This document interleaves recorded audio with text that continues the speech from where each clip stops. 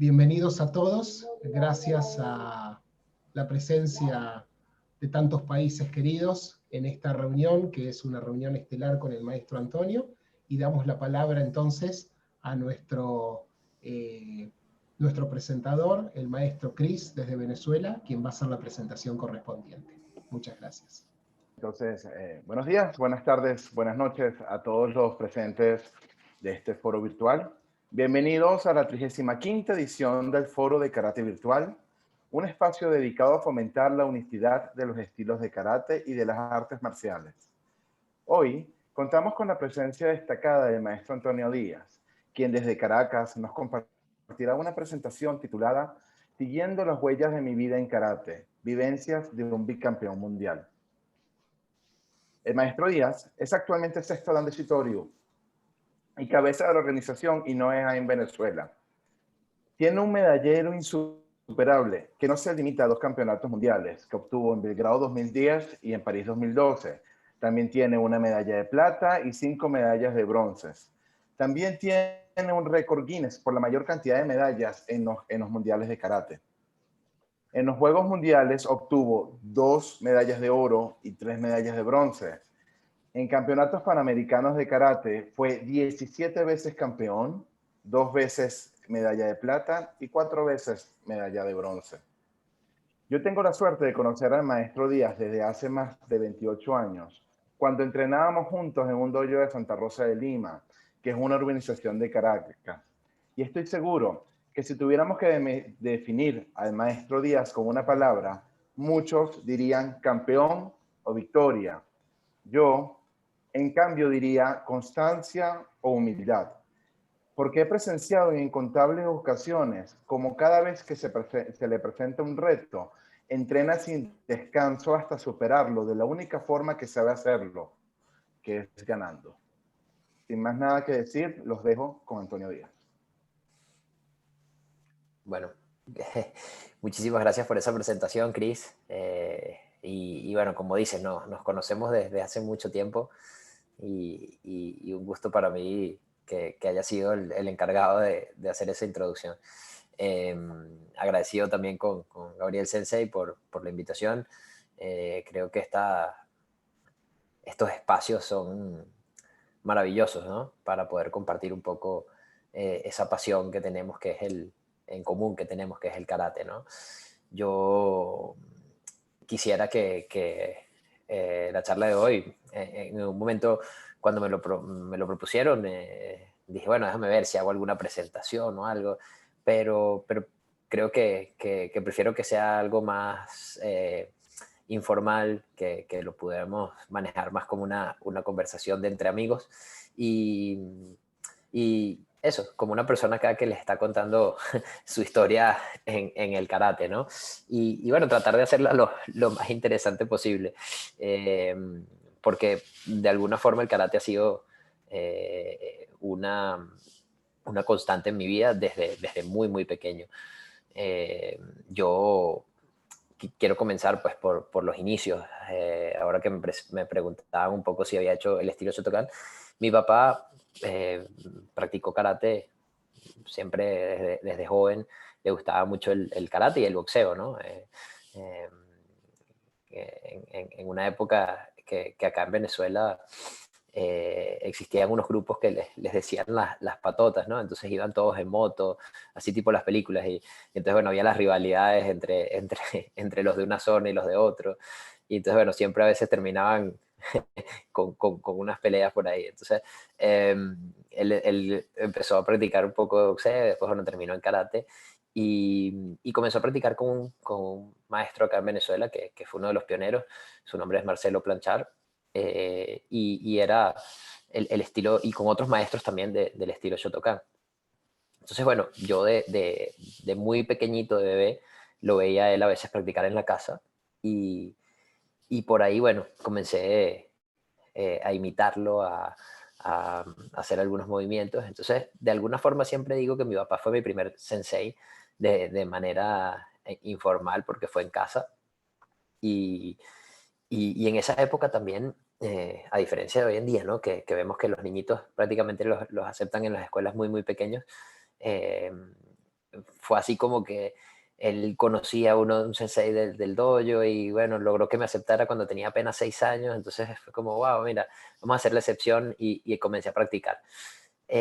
Casualmente, bueno, ese instructor estuve ahí menos de un año, era un maestro que practicaba, que llegó a practicar con mi papá, hacía el estilo Shotokan, y estuve ahí menos de un año, y porque el maestro se tuvo que mudar, perdió el lugar donde estaba dando las clases, y bueno, a mí me empezó a gustar, o sea, a mí me gustaba mucho las clases, y bueno, comenzamos a ver, mis papás pues comenzaron a ver dónde me podían inscribir, y en ese momento yo tenía unos amigos en el colegio que estaban practicando también, y, y casualmente era la escuela de otro gran maestro, el primer maestro japonés que vino a Venezuela, del estilo Shitokai, que es el maestro Shoko Sato, y el dojo de él queda bastante cerca, estaban estos amigos míos del colegio, y bueno, terminé ahí. Y comencé, bueno, en el estilo Chito Ryu. Nunca, al principio, bueno, era muy pequeño, pero en ningún momento estuvo como presente el tema del karate como deportivo, de competencias, ¿no? En esa época, más que nada, yo iba a mis clases, era una actividad recreativa, digamos, dentro de los juegos de niño, ¿no?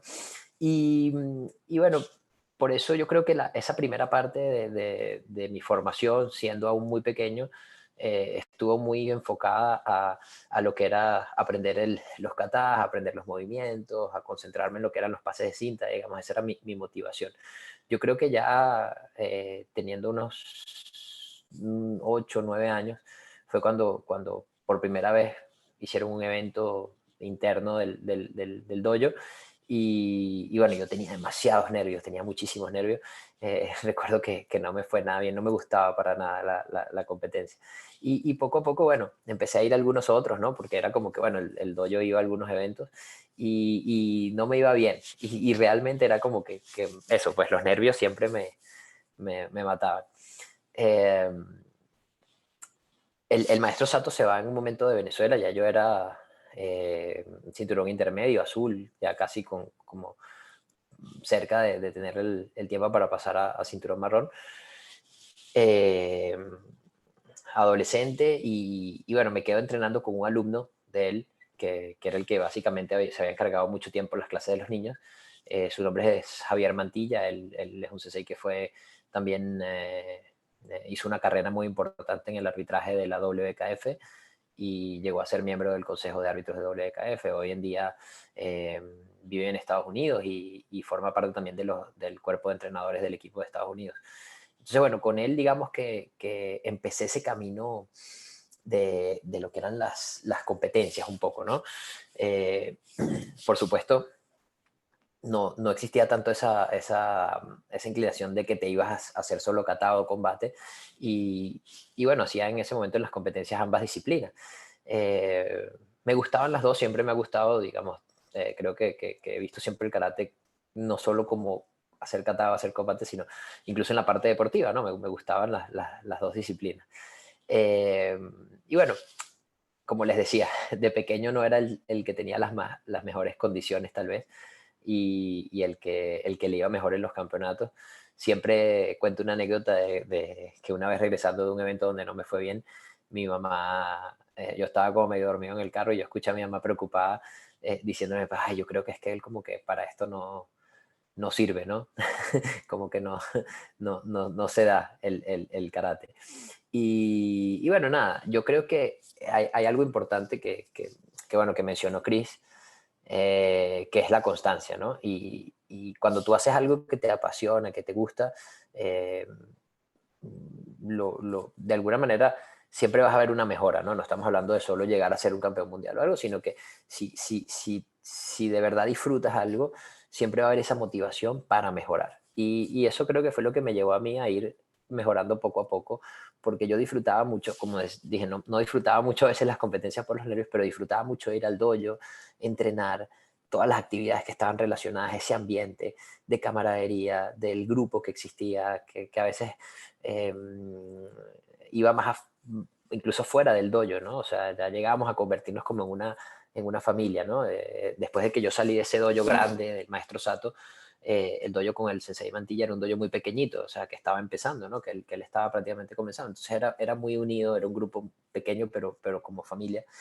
Y eso me motivaba a mí a seguir yendo, a querer mejorar, a motivarme. Entonces, yo creo que esa fue mi primera motivación, ¿no? La pasión por entrenar en el karate. Por supuesto que luego comencé a tener, digamos, más acceso a ver videos de algunos eventos. En esa época, bueno, no teníamos como hoy en día ese acceso a tanta información como es las redes sociales, YouTube, podemos entrar a veces los mismos eventos, verlos en streaming en vivo. En esa época, bueno, ver un video de un campeonato mundial era así como un tesoro, ¿no? Una reliquia, tener un VHS. Ahí bueno, se ve que tampoco soy tan joven, ¿no? O sea, tener un VHS de un campeonato del mundo, de un campeonato internacional, era así como wow. Y empecé a ver y dije, wow, a mí me gustaría llegar ahí, ¿no? Y empecé como a soñar un poquito con eso, ¿no? A imaginarme. Comencé también de alguna forma a investigar sobre los resultados, a saber quiénes eran los que de Venezuela habían ido a competir a esos eventos, quiénes habían tenido medallas, quiénes habían logrado mejores posiciones y, y a informarme pues de alguna forma de todo ese mundo que era el karate deportivo. En ese momento la WKF todavía se llamaba la WUCO y, y estaba en ese cambio, ¿no? Estaba, desde ese momento recuerdo que estaba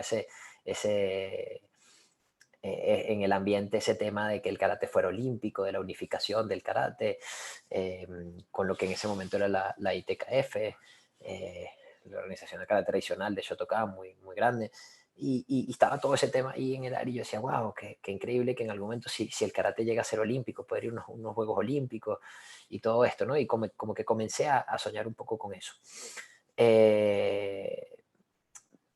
Luego comencé yo creo que como les decía, con la constancia tuve algunos resultados, algunos mejores resultados en algunos eventos. Incluso mi primer, digamos, resultado importante fue un campeonato panamericano en el que tuve la oportunidad de ir porque faltaba un integrante para el catequipo y que ya había pasado la edad. Entonces dijeron, bueno, vamos a meter a Antonio que más o menos conoce a los otros muchachos y más o menos sabe el ritmo de los katas como lo hacen ellos y vamos a ver, a probar a ver qué tal. Y fui en el catequipo y faltaba un cupo en combate, yo apenas tenía 13 años, y en el catequipo nos fue bastante bien, quedamos terceros, pero en combate gané medalla de oro, ¿no? Entonces fue así como, wow, mira, qué increíble, tuve esa oportunidad y gané una medalla de oro panamericana. Eh, entonces, bueno, yo decía, bueno, ahora como que de repente se me da mejor esto, aunque siempre yo tenía un poquito de esa inclinación más por el katao. Siempre me decían que mis katas se veían bien, que tenía futuro, pero también me gustaba el combate, ¿no? Me apasionaba también. Entonces, con esa medalla fue así como que, wow, capaz es combate en lo que tengo que dedicarme. Pero regresé, en Venezuela me fue bien en algunos, no tan bien en otros. Y yo creo que llegó el momento, o yo creo que el punto de decisión, ¿no? De a qué me dedico ya cuando comencé a competir más, fue una concentración de la selección nacional. En ese momento el entrenador hizo una concentración en conjunto de los juveniles y los adultos. En el equipo juvenil siempre estuve tratando de hacer las dos cosas, ¿no? Kata y combate. Y en esa concentración hicieron una especie de chequeo los juveniles junto con los adultos. Y en Kata me fue muy bien y me convocaron para la siguiente concentración con la selección de mayores, como en una especie de puesto suplente, ¿no? De los mayores. Y ese momento a mí me dio como, wow, mira, estoy ya en la selección de adultos, o sea, era suplente y no me iban a llevar nunca para un evento ese año, pero era como que estar entre los suplentes de la selección de mayores era un gran logro. Y ahí fue que empecé como a dedicarle un poco más de tiempo a la práctica del kata. De igual forma, creo que para mí siempre ha existido eh, una relación bien importante de lo que es el karate como arte marcial y todo lo que es la filosofía y la historia del karate con el karate deportivo, ¿no? Eh, claro, hoy en día el karate deportivo ha crecido tanto que vemos como incluso hay muchos atletas de karate, diría yo, ¿no? No veo tampoco que esto esté mal, pero creo que yo voy más allá de solo la parte deportiva. Lo que pasa es que mi carrera ha sido muy larga, he estado involucrado en el karate deportivo por mucho tiempo, pero al mismo tiempo siempre me ha apasionado la historia del karate, el tema de la relación de ir al origen, de ir a Japón, de ir a Okinawa. Siempre para mí fue un sueño.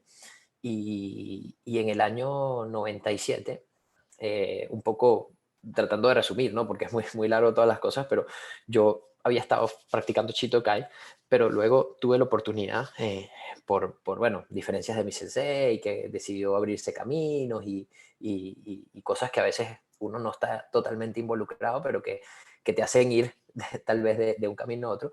Comenzamos a practicar en un estilo que en ese momento para mí era algo muy nuevo, que era el estilo Ryu.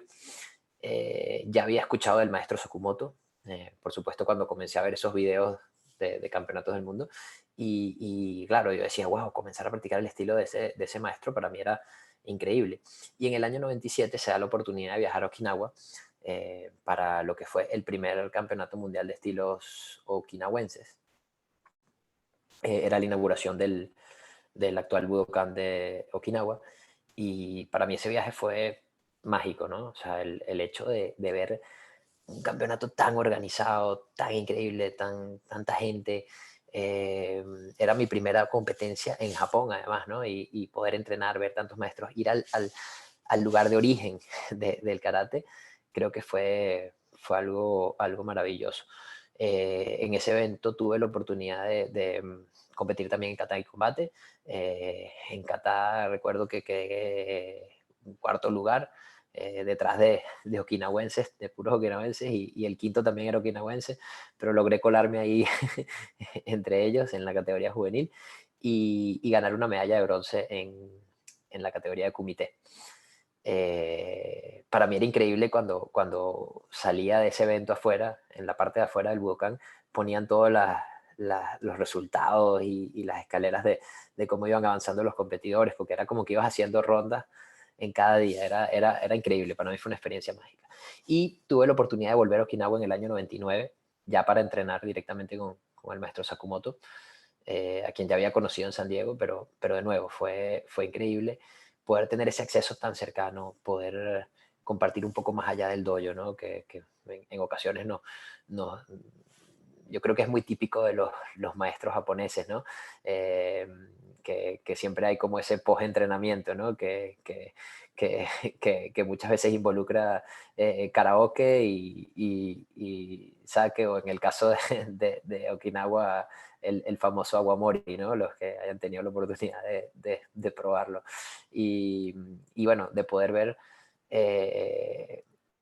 esa parte humana, ¿no? De un maestro y de además de un campeón, ¿no? Porque además de admirar a los maestros de Komodo por ser 3 veces campeón del mundo, era un gran maestro también, y verlo y tener esa cercanía para mí fue mágico, importante, y creo que fue un punto también importante dentro de mi despegue, pues como competidor en kata. Comencé a participar en campeonatos del mundo. Tuve, bueno, en los campeonatos, digamos, del área panamericana, siempre tuve una gran rivalidad con Akio Tamashiro, como decía el sensei Emilio hace un rato, y fue una rivalidad que me ayudó también a crecer mucho. Éramos 2 muchachos jóvenes, Akio es creo que un año mayor que yo nada más, y estábamos entrando pues a romper un poquito ese esquema dentro del área panamericana, porque éramos prácticamente juveniles todavía cuando comenzamos a competir en esos campeonatos de mayores. Y bueno, siempre estábamos turnándonos ahí los resultados, los primeros lugares del podio. Y nos veíamos muchísimo, porque eso, como éramos juveniles, competíamos en el campeonato juvenil y en el campeonato de mayores, ¿no? Entonces, eran eventos tras eventos que nos veíamos. Eh, yo también tuve la oportunidad de participar muy joven en un campeonato del mundo. Fue una experiencia, digamos, un poco de suerte. Antes la Federación Venezolana de Karate no acostumbraba a ir tanto a los mundiales o de manera tan organizada. Y, y mi sensei en ese momento, el sensei Mantilla, se le ocurrió pedir, digamos, un aval para poder ir, porque no iba a ir nadie a un campeonato, al campeonato del mundo en ese año, en el año 96. Y yo, bueno, estaba ahí con él y fuimos a hacer kata equipo. Él dijo, bueno, vamos a hacer equipo y tú compites en individual. Yo apenas tenía 16 años, entonces fui a ese evento y yo decía, wow, esto es como un niñito estar en Disney viendo todos los, los muñecos, ¿no?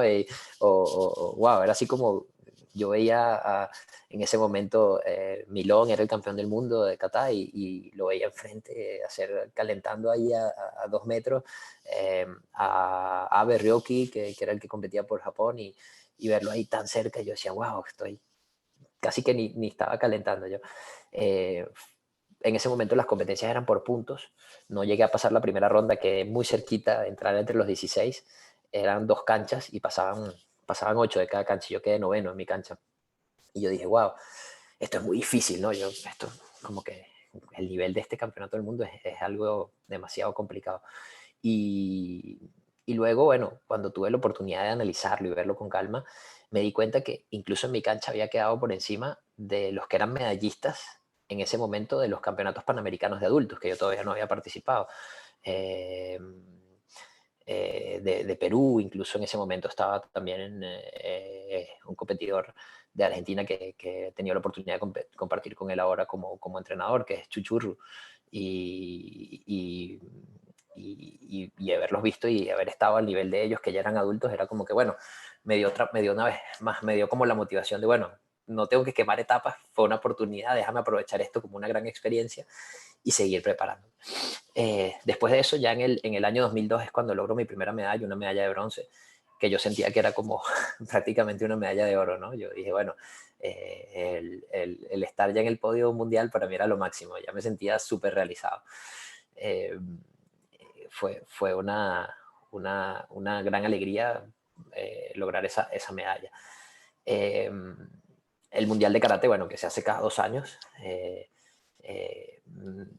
ya esa medalla me hizo ver que para tratar de subir o escalar puestos en ese podio tendría que de alguna forma competir más en Europa, ¿no? Que me vieran más compitiendo, que era donde estaban en ese momento digamos, los competidores más fuertes. Comencé a participar, me empezó a ir bien. Incluso logré ganarle a algunos de los que eran los favoritos. En ese momento el campeón de Europa era el italiano Luca Valdesi. Le gané en un par de oportunidades antes del siguiente mundial. Y el mundial del 2004 era en México, era en América. Entonces, de eso de alguna manera me daba cierto favoritismo, ¿no? Era como que estar en América era tener un poquito de esa ventaja de casa. Y yo creo que lo interesante de ahí es que cuando yo llegué a ese mundial, mucha gente, yo llegaba y las personas de otras federaciones, de otros países me decían, este es tu mundial, y vas a ganar, y no sé qué. Y wow, fue una presión tan grande que creo que no la supe manejar. Ya esos mundiales ya eran por rondas con banderas. Yo en las primeras rondas me tocaron 2, no recuerdo, creo que la primera ronda fue de Ecuador, la segunda fue de Dinamarca, y ya la tercera, que era digamos, cuartos de final, me tocaba con Valdesi, y, y fue un resultado súper apretado, fue un 3-2, fue 2-1, porque eran 3 árbitros nada más en ese momento. Y wow, cuando yo vi las banderas y vi que había perdido, fue como que se me derrumbó todo, ¿no? Porque era tanta la expectativa y tanta de alguna forma el pensar que era tan accesible ganar la medalla de oro ahí que fue como un golpe muy fuerte. Tenía que hacer dos encuentros más para la medalla de bronce en una repesca y eran 2 encuentros que no eran fáciles, era Francia y Japón.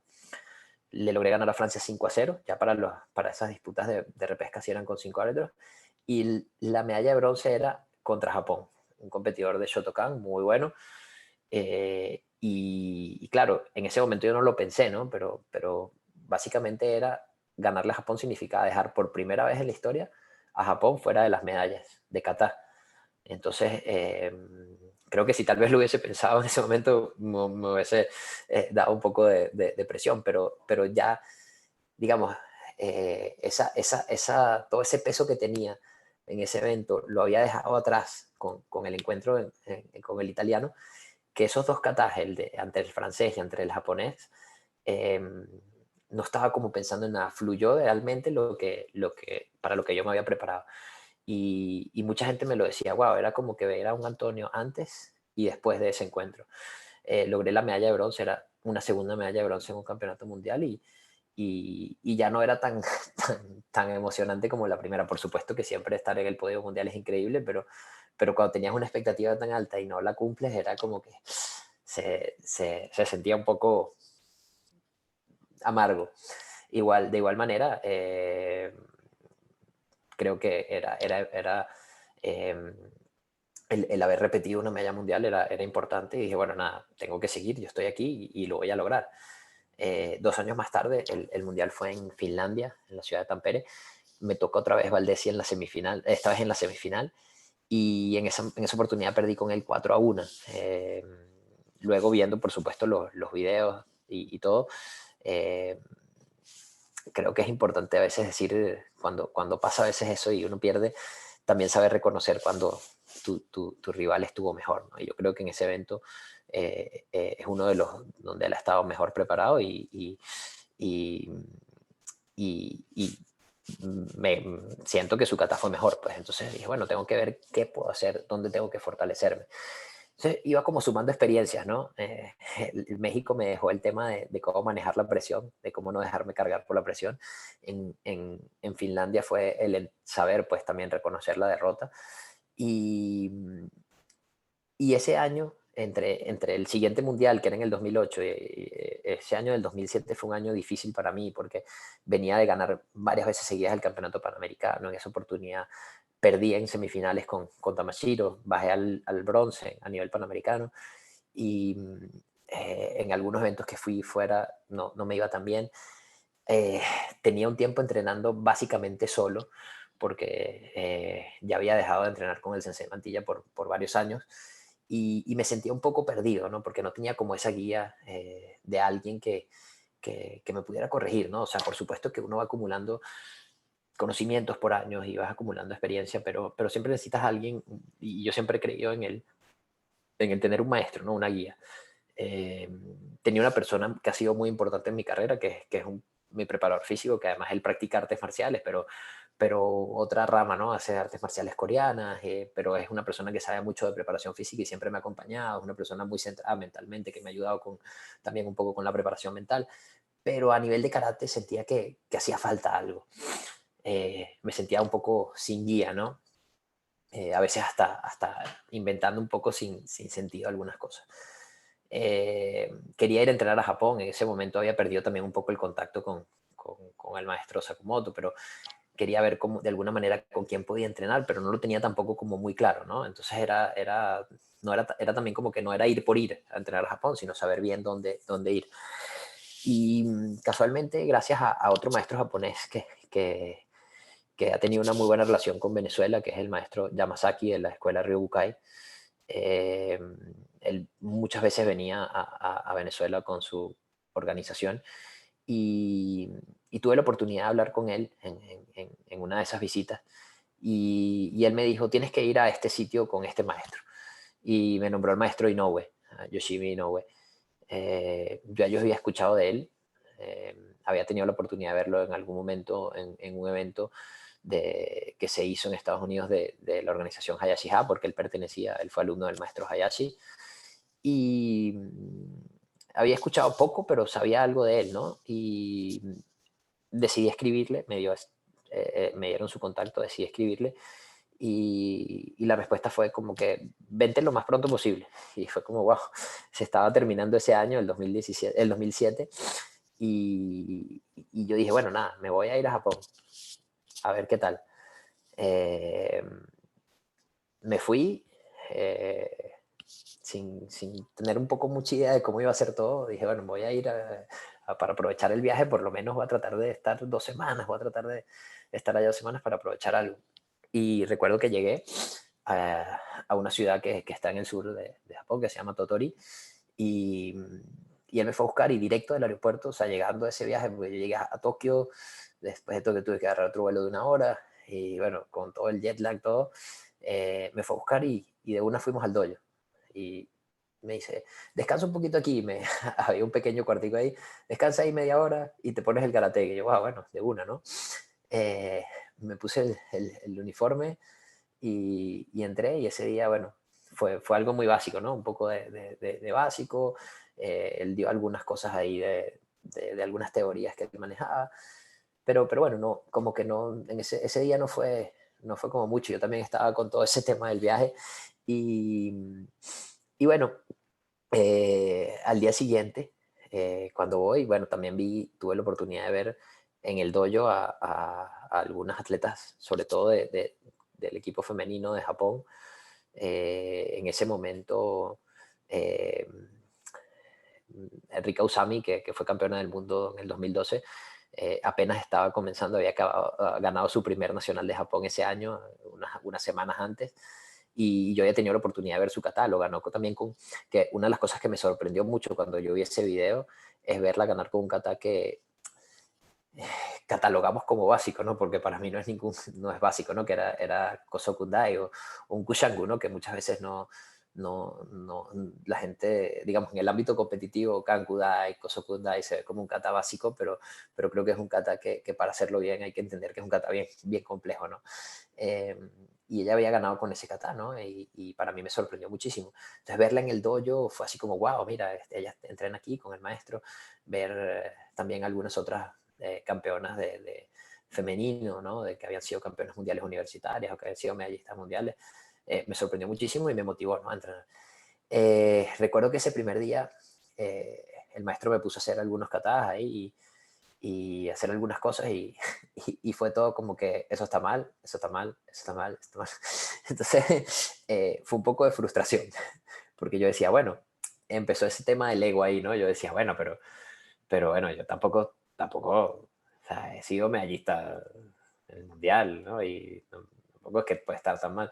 Entonces, bueno, no, esto no es así. Entonces, bueno, claro, él empezó a explicar y empezó a explicar sus teorías y fue un poco como un choque con ciertas cosas, ¿no? Pero yo creo que lo importante es que yo siempre fui una persona que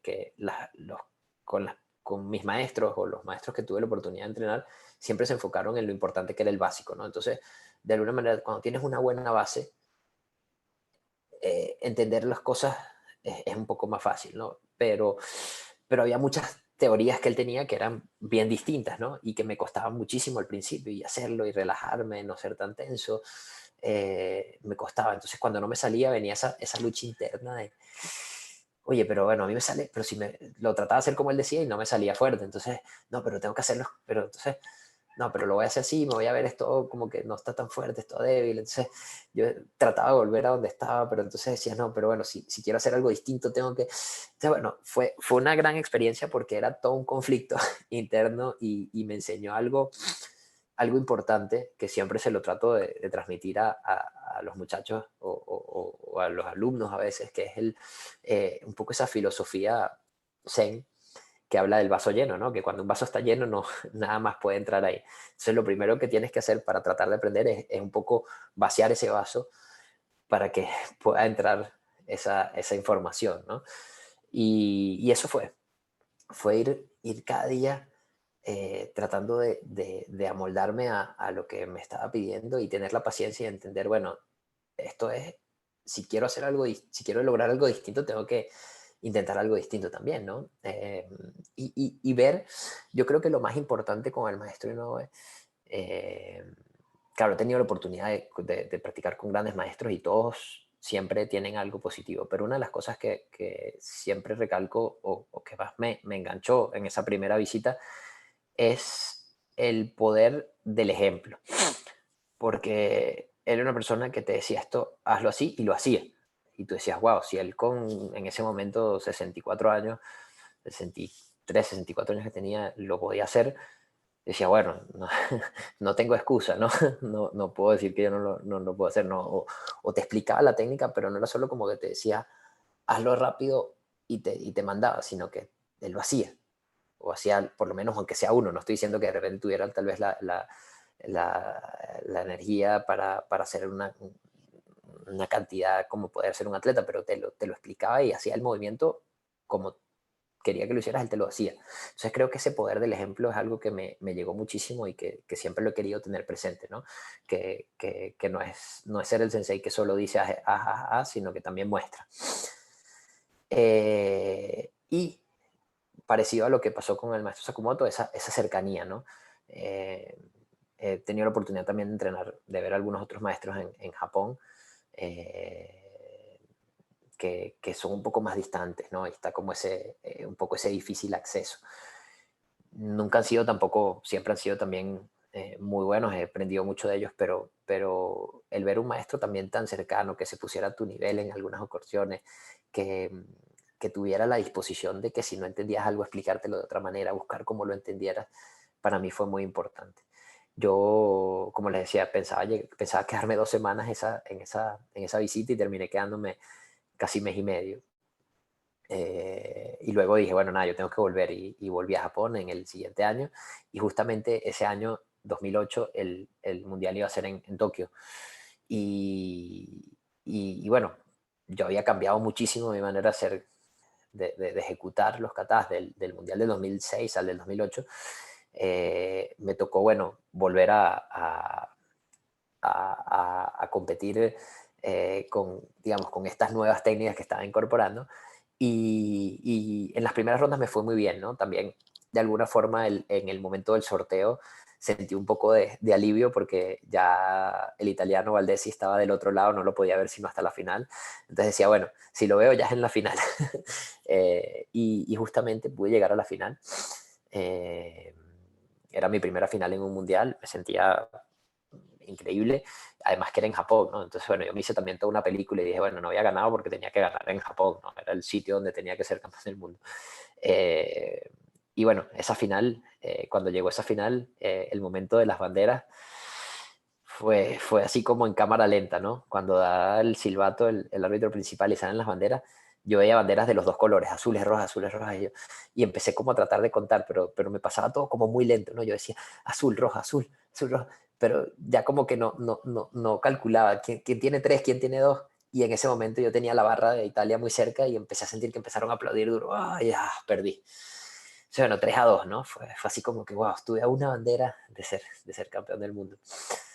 Y no se dio. Entonces dije, bueno, lo asumí bien porque creo que sentí que había logrado muchas cosas importantes en base a lo que estaba haciendo nuevo y había ya llegado a una final, había subido un poco en el escalón y dije, bueno, nada, está bien, ¿no? En ese momento dije, bueno, yo creo que ya tengo mucho tiempo en esto, dije en ese momento hace más de 10 años, y ya tengo mucho tiempo en esto, es tiempo de tal vez dedicarme a hacer otras cosas y bueno, ya lo intenté y casi lo logro y vamos a dar el paso a un lado.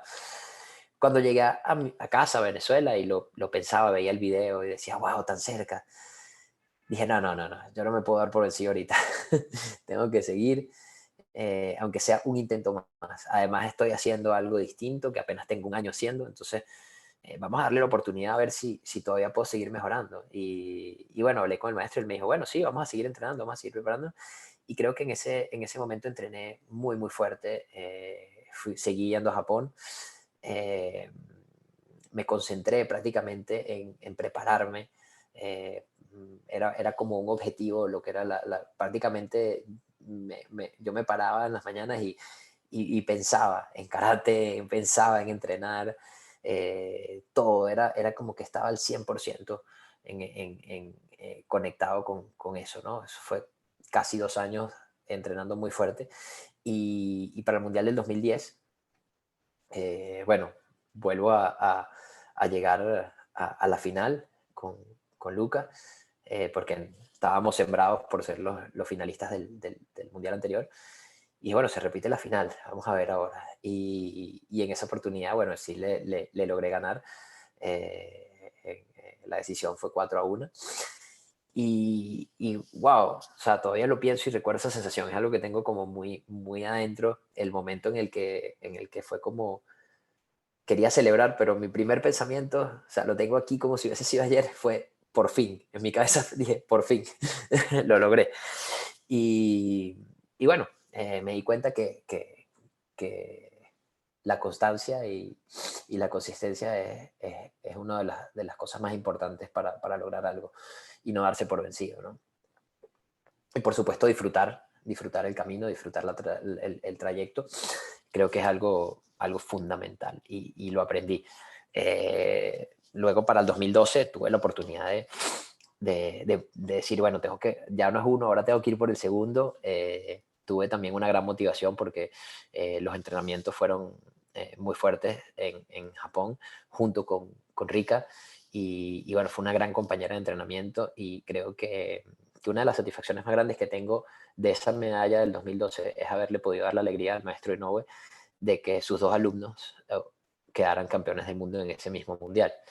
Y era algo que él decía con mucho orgullo, ¿no? O sea, creo que es algo que a él le dio mucha alegría y para mí es bonito a veces ver pensar en esa reacción de él y pensar en que pude darle también algo en retribución a todo lo que él nos dio en esos entrenamientos, ¿no?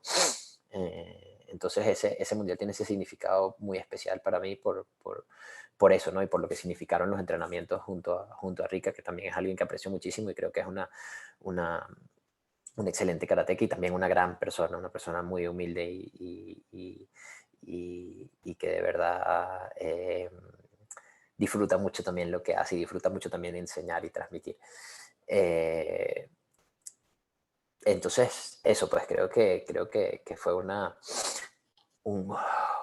dos mundiales que fueron increíbles, que tuvieron de alguna forma un impacto muy, muy grande en mi vida. Y bueno, yo siempre he sido, como les decía al principio, que me estudiaba todos los resultados de los campeonatos mundiales y todo esto. Y dije, bueno, he ganado dos, ¿no? Lo más que han ganado es tres. Y dije, bueno, ¿por qué no puedo intentar igualar ese récord del maestro Sakumoto, de Milón, de Valdesi? Y dije, bueno, voy a ir por el tercero.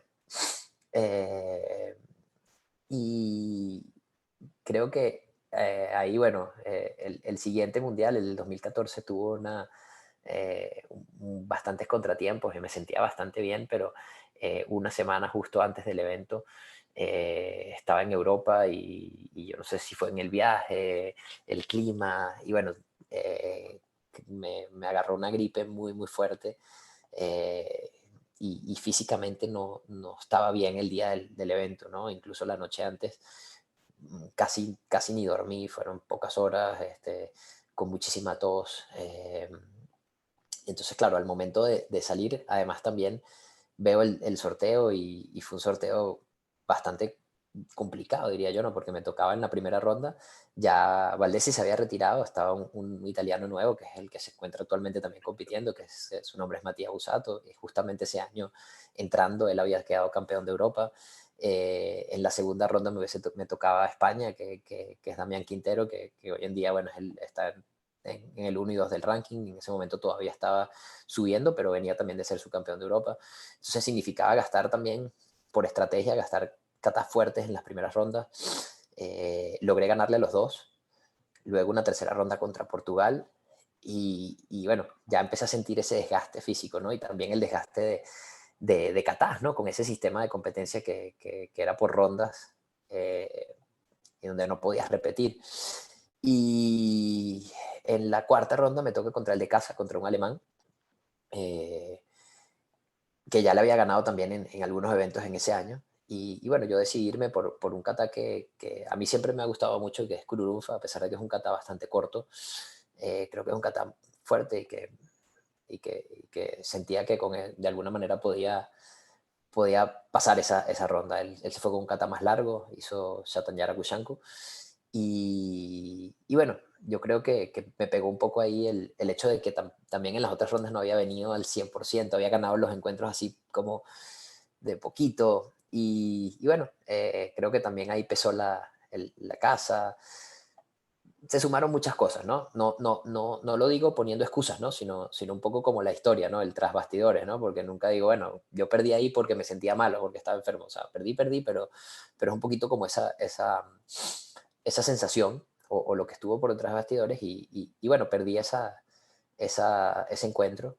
Luego tuve la oportunidad de hacer una repesca y volver a quedar una medalla de bronce, ¿no? Entonces, de alguna forma, me mantuve en el podio, no era lo que yo quería, pero lo que me quedó de ahí es que la sensación no era la mejor, ¿no? De sentirme que lo había hecho bien. Entonces eso me quedó como ese peso un poquito adentro, ¿no? Pero al salir de ahí, el maestro Inoue me dijo, cerramos un ciclo, ya, se acabó las competencias, ahora vamos a entrenar para enseñar, ¿no? Y yo dije, bueno, sí,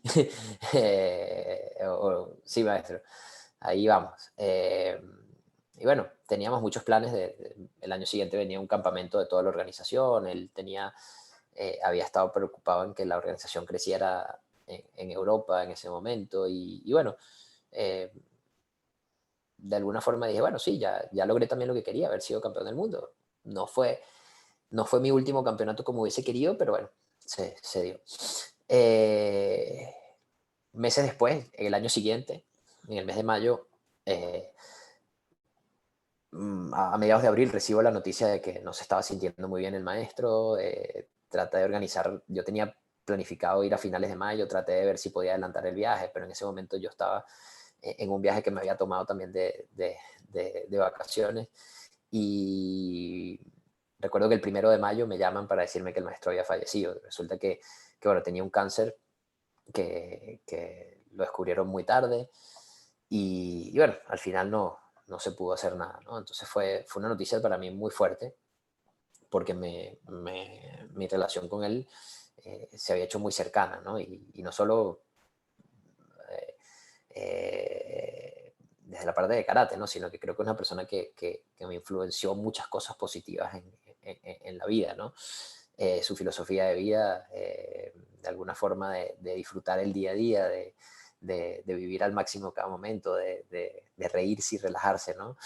Eran cosas que siempre transmitía. Y de alguna forma digo, bueno, él fue feliz, vivió su vida como quiso, haciendo karate todo el tiempo.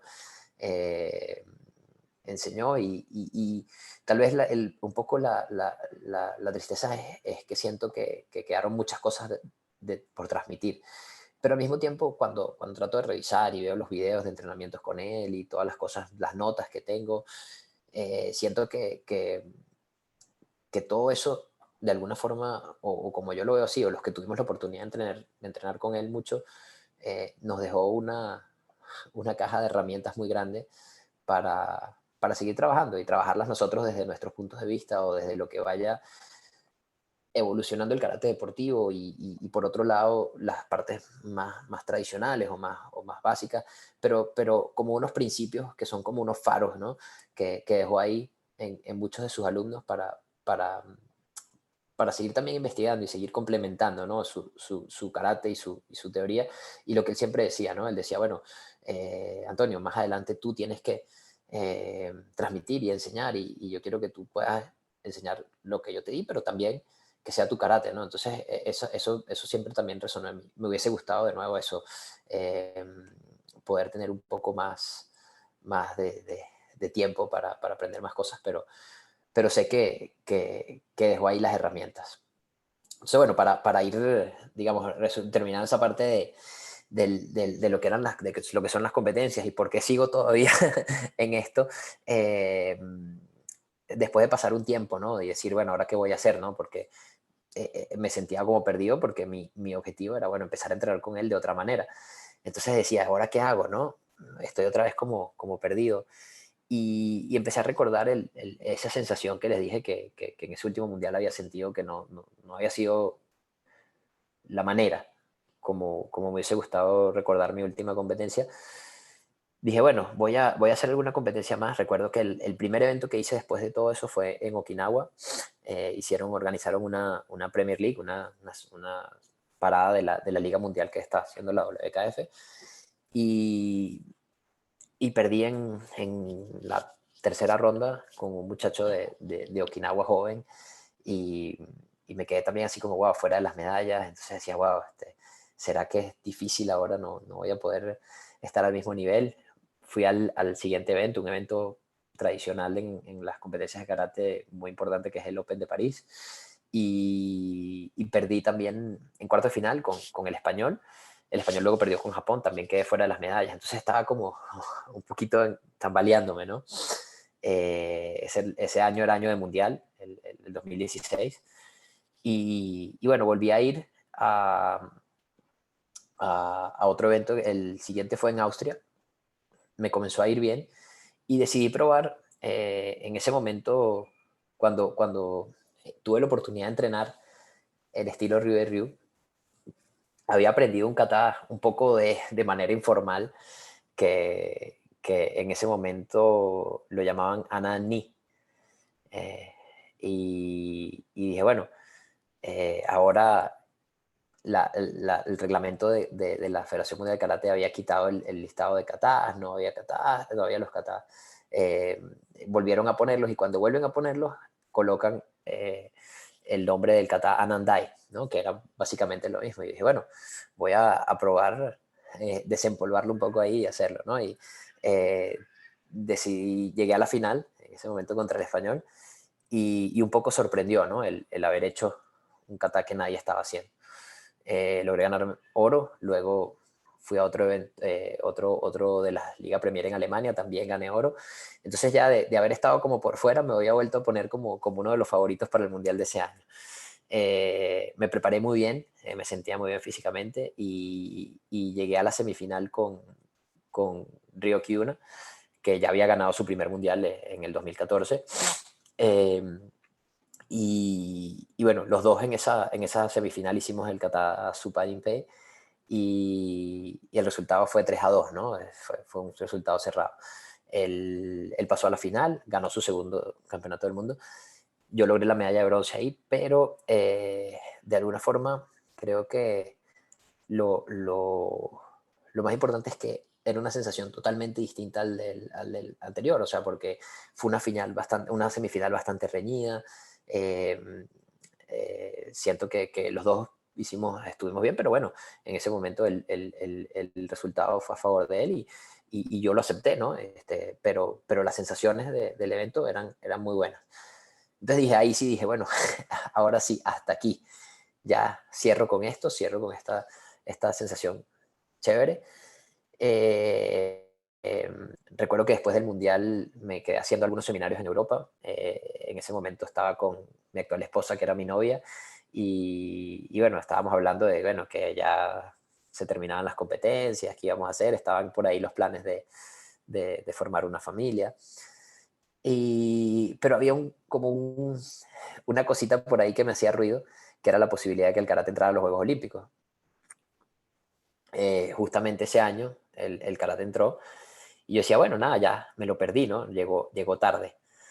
Eh, y internamente, sin decirle nada a nadie, yo decía, wow, pero es que imagínate estar frente a un televisor viendo la primera vez del karate en los Juegos Olímpicos y decir, ¿qué hubiese pasado si lo hubiese intentado, ¿no? ¿Estaría ahí, no estaría ahí? ¿Tendría la posibilidad de pelear por una medalla, no? No sé. Y lo pensaba y lo pensaba. Entonces decía, bueno, ¿cómo le digo a mi esposa que ahora ya sabe, ya piensa que ya no voy a viajar más a competir y que ya no voy a estar entrenando tanto? Ahora que quiero ir a los Juegos Olímpicos, que representa viajar y competir en un montón de eventos más. Déjame ver, bueno. Total que lo pensé muchísimo, lo hablé con ella, lo hablé con mis padres.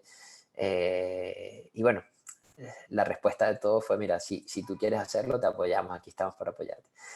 Y decidí comenzar ese camino, a buscar la clasificación a Tokio y decir, bueno, ahora sí, hay una fecha tope, ¿no? Es el momento final. Y bueno, qué bonita oportunidad sería poder retirarme en unos Juegos Olímpicos, además en Japón. Eh, y comencé un poco a trabajar por eso. Fue un camino que se fue haciendo cada vez más cuesta arriba porque, por supuesto, con distintos compromisos, con ya formando una familia, eh, eh, el tema también de saber cómo reinventarte, ¿no? Porque muchas veces estar tanto tiempo compitiendo es como que dicen, bueno, en un deporte, en una apreciación tan subjetiva como es la competencia de kata, eso a veces puede jugarte un poquito en contra. Cómo también adaptar esa parte de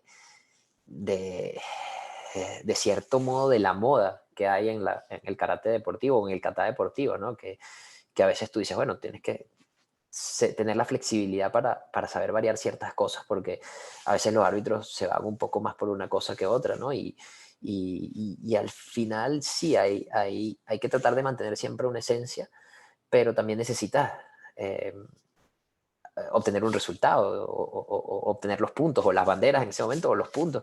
Entonces, bueno, es como que hasta qué punto logras tener esa flexibilidad de irte adaptando, de ir mejorando. Eh, Algo que para mí era difícil también era la parte atlética, donde sentía que me estaban sacando diferencias algunos de los competidores, de los rivales. Yo decía, bueno, puedo tener un poco la ventaja de la parte técnica, pero bueno, decidí hacerlo. Fueron muchos eventos, también el ritmo de competencias era muy difícil para prepararse bien y tal vez mejorar en los puntos que quería mejorar a nivel atlético, porque era prácticamente un viaje tras otro y la mayoría de los eventos en Europa, Asia, entonces significaban viajes muy largos y el periodo entre evento y evento era muy pequeño. Entonces mi estrategia siempre fue, bueno, tratar de ir a todos los eventos para buscar la mayor cantidad de puntos. Justamente el fin de semana pasado estaba recordando que se cumplió un año del evento de Dubái, que fue uno de los últimos eventos antes de la pandemia, donde logré llegar a la final y ganar una medalla de plata que me dio los puntos ya necesarios para asegurar la clasificación a los Juegos Olímpicos. Entonces, se cumplió ese primer paso. Dije, bueno, ya logré entrar a los Juegos Olímpicos, fue un camino largo, pero a pesar de todas las dificultades, a pesar también de tanto tiempo, a pesar de competidores más jóvenes, me he logrado mantener entre los 5 o 6 primeros del ranking mundial en estos últimos 2 años, y eso me valió esa clasificación. Luego, bueno, nos encontramos con la dificultad de esta situación mundial de la pandemia que pone como otro obstáculo a ese final de la carrera y la alarga un año más, ¿no? Ya yo debería haber terminado pues ese rol de competidor, pero bueno, se alargó un poco más. He tratado de aprovecharlo, de disfrutarlo también dentro de lo posible. Vivimos todavía con la expectativa, los juegos están programados para hacerse este año a partir del 23 de julio. Pero bueno, siempre está esa parte psicológica de que comienza el año y entonces dice, mira, no, que en Japón la gente no quiere los juegos, que ya dijeron que los van a suspender, que sí van a ser así, que sí van a ser con gente, que sí van a ser sin público, que si vas a ir y va a ser en una burbuja y no te vas a poder mover. Entonces, bueno, a nivel psicológico también de alguna forma afecta, eh, pero, pero es lo que toca y yo creo que al final es la experiencia personal, ¿no? O sea, y al final de alguna manera esa posibilidad de competir en unos Juegos Olímpicos no la va a hacer mejor o peor que haya público, que no haya público, que haya solo público de Japón. Es el estar ahí, es el hacer una entrega, es el vivir el momento y, y hacerlo con ese fin, ¿no? Que es ese disfrute personal. Entonces creo que eso es lo que me ha dado el centro y la línea para seguir preparándome para los Juegos de Tokio. Bueno, cerrar ahí este ciclo tan largo que empezó hace tantos años. Y que bueno, ha sido, yo siempre digo, ¿no? Y cuando tengo la oportunidad de contar esta historia, a veces más resumida, a veces más larga, decir que tuve oportunidades de haber sido campeón del mundo antes, ¿no? Como les decía, en el 2004 iba como gran favorito y no se dio sino hasta 6 años después. Tal vez hubiese sido en vez de 2, 3, 4, no sé. Pero si me pongo a ver, creo que una de las cosas que siempre digo es que, bueno, no cambiaría las cosas porque cada uno de esos pasos me enseñaron algo y me han hecho quien soy hoy en día, ¿no? Y me han enseñado lo que soy y, y de alguna manera también me ha dado ese poder para transmitirlo, ¿no? Y decir, mira, yo estaba en esta situación, he vivido esto, eh, y te puedo hablar de esto con propiedad porque lo viví aquí o lo viví acá.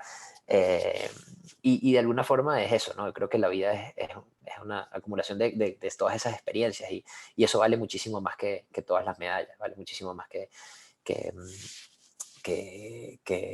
esas cosas materiales, ¿no? Por supuesto que todos queremos tener tener algún, o muchos jóvenes, ¿no? Sobre todo quieren, yo quiero ser campeón del mundo, quiero llegar acá, pero creo que lo más bonito es o lo que queda más y lo que recuerdas mucho más es el camino y cada una de esas experiencias. Entonces, bueno, ese ha sido mi camino en el karate, básicamente contado desde el punto de vista deportivo, pero como les decía, ¿no? He tenido la posibilidad de ir más allá y ese contacto con maestros japoneses y con Japón ha sido muy importante, ¿no?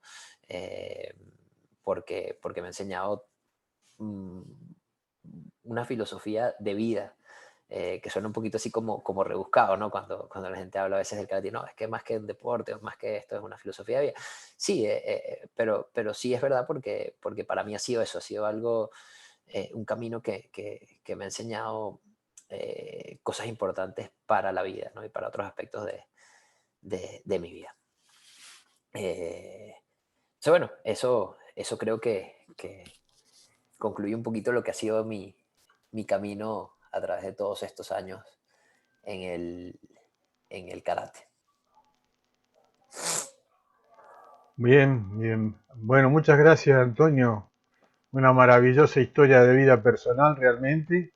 Por momentos me sentí identificado, pero la mayoría de las veces sentí una sana envidia en el deseo de vivir tanta experiencia. Este, a continuación vamos a pasar a las preguntas de la gente que se fue anotando en el chat. Le pedimos, por favor, que sean breves en sus preguntas y sus comentarios. Así tenemos oportunidad de participar todos los que quieran. Le vamos a dar lugar a Francisco, que se anotó en primer lugar, y luego va a seguir José Cortés. Buen día a todos. Muchas gracias, maestro, por compartir su experiencia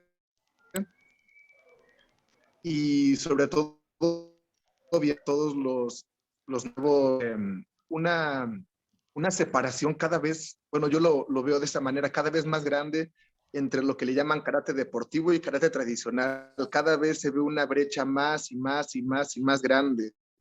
No sé, desde la perspectiva de un superatleta como lo eres, qué se podría hacer dentro del karate deportivo para intentar que esa brecha cada vez sea menor e incluso que pudiera haber una especie de reconciliación entre ambos?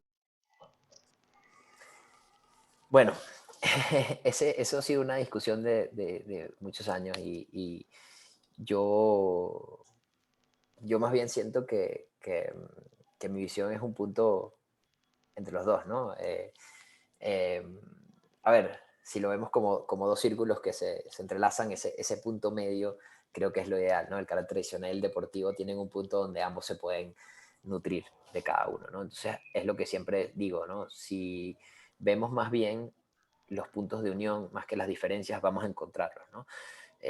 Y siento que a veces mucha gente se concentra en eso, en decir, esto es una cosa totalmente distinta, esto es otra. Y sí, hay diferencias muy grandes, ¿no? Pero creo que a veces depende lo que decías tú, cómo podemos hacer para que haya más reconciliación, depende de la actitud de nosotros mismos, ¿no? De nosotros como karatecas.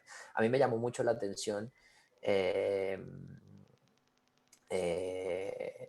estar tuve la oportunidad de ir a un festival de artes marciales muy famoso que hacen en Francia, he asistido varias veces, que lo hacen, lo llamaban el Paris-Bercy, porque se hace en el estadio de Bercy, que ahora cambia el nombre, bueno, pero es el Festival de Artes Marciales de Francia, lo organiza una revista que se llama Karate Bushido, y en esa oportunidad, bueno, me tocó compartir como una especie de camerino con un maestro de Uechi Ryu, eh, de Okinawa, y empezamos a hablar ahí, estuvimos ahí compartiendo prácticamente todo un día. Para mí fue increíble porque empezamos incluso él me estuvo enseñando algunas cosas y yo decía, wow, tener a este maestro acá y tener esa oportunidad de compartir tanto es increíble, son cosas mágicas que te pasan. Y, y un maestro de un estilo tan tradicional, en ese momento estaba todavía el tema bueno, de los Juegos Olímpicos. Me decía, qué bueno los Juegos Olímpicos, ¿no? Porque eso va a hacer que el karate tenga mayor exposición. y yo me quedé así, ¿no? Porque generalmente es como que uno decía, bueno, los maestros que son tradicionales, no, es como, bueno, los Juegos Olímpicos le hacen daño al karate, ¿no? Y tal vez tienen un punto, ¿no? Yo no estoy diciendo que no, pero esta otra visión era como, wow, esto va a hacer que la gente venga a los dojos, ¿no? Esa era su visión, él va a decir, el karate va a estar expuesto en el mayor evento deportivo mundial, y la gente va a decir, ay, mira, karate, yo quiero practicarlo de repente, y eso va a hacer que la gente vaya a los dojos. Entonces, ahí es donde depende de qué karate vamos a enseñar, ¿no? El que está en el dojo, o sea, qué vas a enseñar en el dojo, ¿ok? Solamente lo deportivo, o vas a enseñar los valores, que creo que es lo más importante, ¿no? Eh, porque para mí está eso, pues, o sea, el decir, bueno, sí, qué es tradicional y qué no, ¿no? O sea, porque eh, cuando tú hablas también de arte, sí, hay una evolución siempre, ¿no? Hay siempre variantes, hay cosas que haber, y es eso, tener ciertos principios, pero no podemos quedarnos como que, bueno, porque así lo hacía tal maestro, esto es lo único que vale o así era, ¿no? Sino que si hay cosas que evolucionan, no estoy queriendo decir que se vaya a algo totalmente distinto, pero si las cosas, el karate fue creado con un propósito de defensa personal. Capaz si nos ponemos a ver hoy en día con, con el mundo como ha evolucionado, tal vez hay muchas cosas que tal vez no serían efectivas 100% como defensa, ¿no? Y sobre todo pensando en que, bueno, en ese momento no existían armas de fuego, por decir algo tan simple, ¿no? Y hoy en día, bueno, si alguien te amenaza con una pistola, bueno, te puedes arriesgar a tratar de usar alguna técnica, pero yo creo que lo mejor es decir, bueno, tranquilo, no, yo levanto las manos, aquí no pasa nada, ¿no? Que ponerse a tratar de hacer algo ahí, ¿no? Entonces, es eso, ¿no? O sea, el karate tiene, sí, como arte de defensa tiene un principio, pero al final es cómo lo usamos. Yo creo que lo más importante que eso es cómo lo usamos como una enseñanza de vida, ¿no? Como eso de promover valores, de promover salud, de practicarlo, ¿no? Y de disfrutarlo, ¿no? Cada quien que disfrute el karate de su manera de practicarlo, ¿no? Sin tener que decir esto está mal o esto está bien, sino yo lo disfruto y le veo sentido a lo que yo estoy haciendo. Entonces, por eso creo que, como digo, bueno, las Olimpiadas o los Juegos Olímpicos, perdón, no, no hay que verlo como un daño al karate porque, sí, no, eso es como una gran exposición de nuestra disciplina. Y desde nuestro punto de vista, eso, tratar de hacer lo mejor posible para transmitir la esencia. Pero la esencia del karate, más allá que un movimiento para mí, es los valores que promueve. Porque como digo, si lo vemos desde el punto de vista de defensa personal, sí, hay cosas que son válidas, hay cosas que sirven, pero bueno, hay otras que tal vez han evolucionado, hay otros artes marciales que también puedan probar algunas que sirvan más a situaciones actuales, reales. Entonces lo importante es disfrutarlo, buscar esa esencia que son los valores y de ahí trabajar. Perfecto, muchas gracias, maestro Antonio Díaz. A continuación, sigue José Cortés, que pidió hacer una pregunta, y luego va a estar Valeria Núñez. Muy buenas tardes a todos. Increíble. Bueno, una pregunta rápida y sencilla. ¿Cuántas horas recomienda de entrenamiento para, bueno, hablando en cuanto a un atleta de alto rendimiento? Mira, sí, un atleta de alto rendimiento en cualquier deporte necesita muchas horas de entrenamiento, ¿no? Para estar, sobre todo para estar sobre todo la parte de condiciones físicas, ¿no? Es muy importante. Y, ¿qué pasa? En el kata, eh, eh, como es repetición de movimientos, también necesitas repetir mucho para que salga de la manera correcta y entender muchas veces la técnica, ¿no? Necesitas muchas horas. Eh, pero siempre mi recomendación es, lo que puedas entrenar siempre es bueno. Siempre que tengas la posibilidad de usar algo de tiempo para entrenar, siempre va a ser bueno. Pero para hablarte un poco, digamos, tal vez de algunos números, yo, para prepararme para un campeonato importante, eh, puedo estar entrenando entre unas 3 horas digamos, la parte de entrenamiento de karate sumada a veces en una sesión sola, en 2 sesiones, y por lo menos 1 hora o 2 de entrenamiento o de preparación física o atlética. Eso varía a veces. Cuando tuve la oportunidad de estar en Japón, creo que no había entrenado tantas horas como en esas visitas, que a veces no eran entrenamientos tan intensos, eh, pero creo que ahí aprendí también el valor de lo que significa perfeccionar la técnica, ¿no? Y de la repetición, ¿no? A veces podías pasar un día completo haciendo solamente un suki para entender cómo de verdad trabajar algo tan básico y tan simple como el golpe. Pero por ahí sería, ¿no? Podríamos estar hablando entre unas 5 horas y media de entrenamiento en distintas sesiones. Gracias, gracias. Perfecto. Queremos comentar que tenemos en este foro del día de hoy la presencia de gente de Perú, de Estados Unidos, de Italia, México, Venezuela, de Uruguay, de Brasil, de Chile, de Argentina y de Israel. A continuación es el turno de Valeria Núñez y luego sigue Emilio Veramendi. Buena tarde. A mí me gustaría saber si hay algo que lo haya frustrado y que haya dicho, o sea, que por un momento dijo, no, ya no quiero hacer karate. A ver, no creo que sentí en algún momento que era no quiero hacer karate. Tal vez, como decía, en el momento que llegué a esa final en el 2008 y perdí, dije, bueno, ya tal vez hasta aquí cierro este ciclo de lo que es la parte competitiva. Pero nunca sentí que dijera no quiero hacer karate, ¿no? Como tal. ¿Y qué fue como lo que usted hizo para que se sintiera mejor? Siempre para mí, en los momentos difíciles, porque sí, no es que no tuve momentos difíciles en donde no logré los objetivos o no me fue bien, no solamente a nivel de resultados de competencia, sino a veces a veces te frustras cuando no te sale algo como quieres o una técnica como quieres. Y creo que en esos momentos siempre fue bueno darme un poco de aire, de respiro, eh, y retomar. ¿No? Pero siempre que me tomaba un poco de tiempo sin entrenar o sin hacer algo, había esa llama interna que me decía, no, me hace falta, lo necesito. O sea, que siempre, ahí fue cuando me di cuenta que para mí es una pasión el karate y que me hace falta en la vida. Gracias. Bien, muchas gracias a Valeria y Antonio. Y a continuación vamos a escucharlo a Emilio de Perú y luego Cris Romanelli.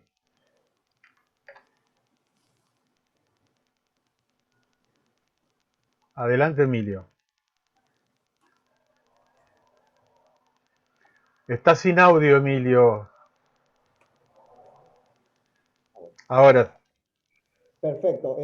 Saludos a todos. Sensei, el karate uno lo entrena toda la vida. Claro, un atleta de alta competencia va a tener un régimen de entrenamiento, ¿no? Pero al ser de toda una vida, yo tengo entrenando más o menos más de 40 años desde que era estudiante en la universidad, ¿no? de ingeniería. Pero a lo largo de todos estos años de entrenamiento, uno no puede, tiene que regular sus tiempos de entrenamiento y el tipo de entrenamiento que tiene que tener para prevenir lesiones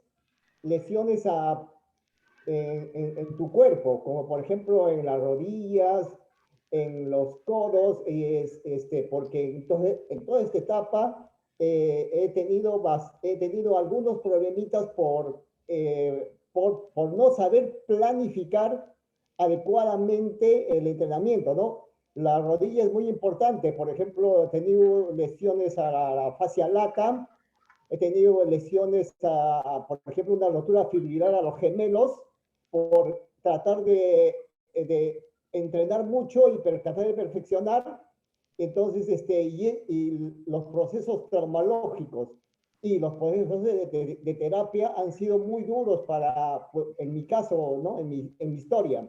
Entonces, ¿qué consejos podría dar usted para que en toda la vida uno pueda cuidar sus entrenamientos de manera tal de no tener lesiones que te puedan marcar en tu vida del karate? Bueno, yo creo que el tema de las lesiones en karate es un tema bastante amplio. También cuando le exiges a tu cuerpo, en muchos deportes, ¿no? Ves como hay muchos atletas de alto rendimiento que después que terminan sus carreras también sufren un poco de ese desgaste, ¿no? A veces el ejercicio es recomendado, es muy saludable, pero a veces también cuando, como todo, ¿no? Cuando a veces llegas a algunos puntos de exceso, te pasa factura, ¿no? Y muchas veces los atletas de alto rendimiento exigen mucho. Hoy en día, las ciencias del deporte han avanzado muchísimo y hay muchísimos métodos de, de, de prevención de lesiones.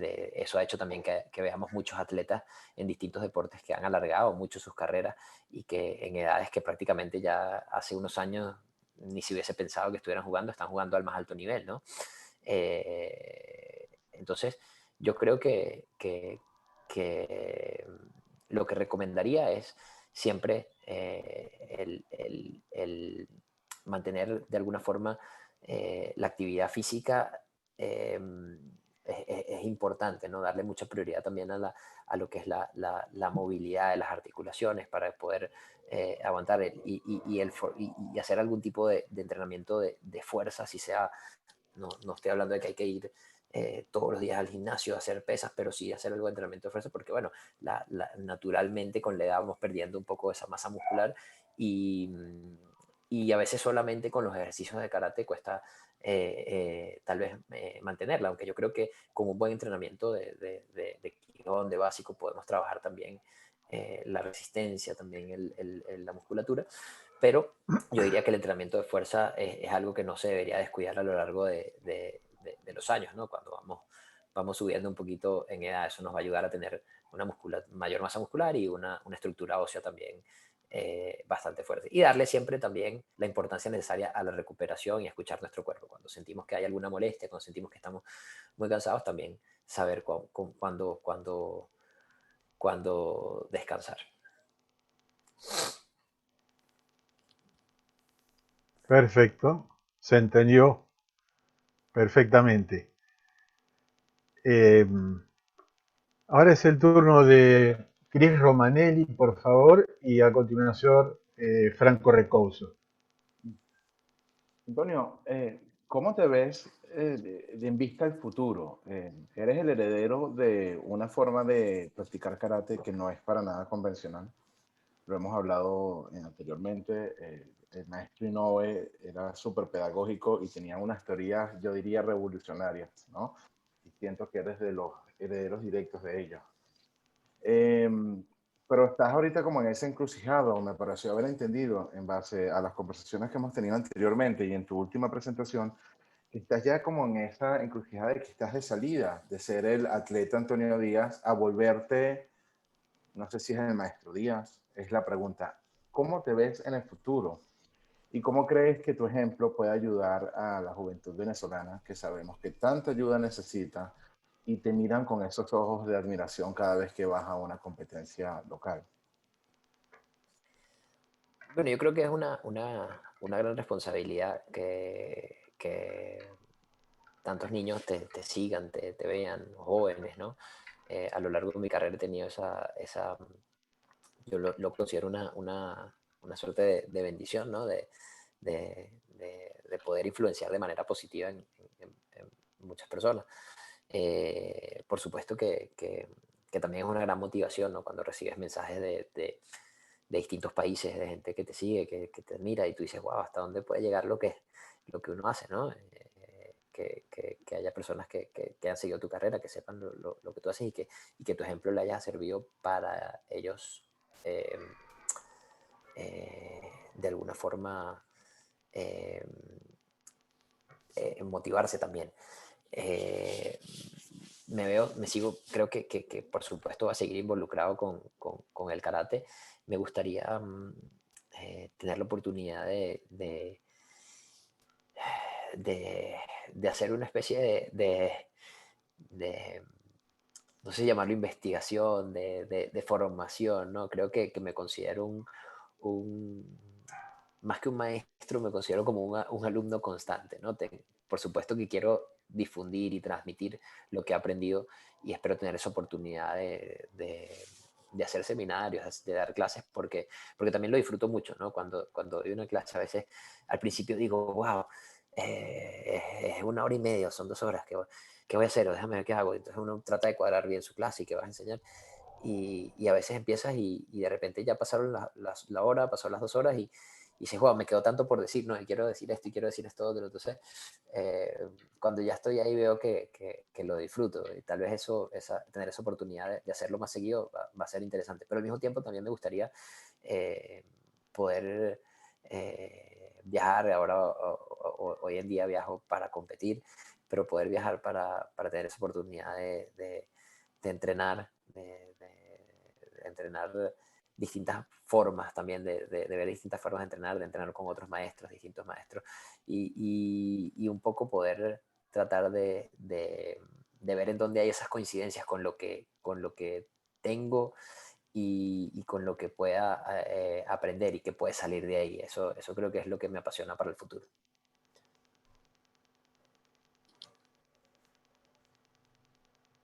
Perfecto, muchas gracias.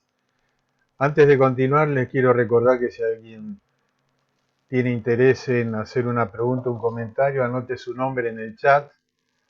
Ahora tenemos a Franco, luego a Jorge y por último a Miguel. Así que le damos la palabra a Franco Recouso de Argentina. Hola Antonio, ¿cómo estás? ¿Cómo estás, Franco? Muy bien, Gusto muy verte por bien. acá. Un gusto también verte. La verdad que increíble tu charla. Se me forman como 1.000.000 de preguntas para hacerte, pero te hago 2 cortitas para darle la oportunidad también a otra gente. Y bueno, una concreta un poquito más técnica es que vos mencionaste que por ahí, en esta última parte de tu carrera, por ahí sentías en un momento que te estabas quedando medio atrás en la parte atlética y te quería preguntar si le das o a partir de ahí le diste mayor preponderancia a lo que es la preparación física tuya o trabajás más o menos igual que antes y te agarrás digamos, lo fuerte tuyo que es la parte técnica. ¿Cómo jugaste con esas dos cosas? Y bueno, esa es la primera y la segunda es si nada, cuando al ya estar clasificado para los Juegos, vas a hacer todos los eventos mundiales que quedan hasta ese campeonato o simplemente vas a jugar un poco con algunos sí, otros no, eso más que nada. Bueno, básicamente con el tema de la preparación atlética sí le he tratado de dar un poco más de peso, de importancia. También creo que en este periodo que tuvimos de espera o de confinamiento, a pesar de que tal vez a veces las condiciones eran un poquito complicadas, he tratado de irle dando un poquito más de importancia a esa preparación con miras a Tokio, a la preparación atlética, pero y siento que he ido un poco por ese camino en lo que ha sido esta espera, ¿no? Porque prácticamente el año pasado terminábamos los eventos en marzo y quedaban 3 meses nada más para prepararse para el juego. Entonces traté de ver el lado positivo del hecho de que pospusieran la fecha para poder trabajar más en la parte atlética, porque bueno, digamos, la parte técnica ya vengo por muchos años trabajando, entonces bueno, a veces no estoy diciendo que lo técnico es más rápido, pero en mi caso, ya después de tener una base, tal vez corregir lo técnico no llevaría tanto tiempo y lo atlético es algo que no puedes tampoco engañarlo, ¿no? Tú no vas a hacer que el músculo crezca en una semana, o sea, necesita un periodo de una planificación, una periodización. Entonces, creo que eso es lo que he tratado de aprovechar de este tiempo extra.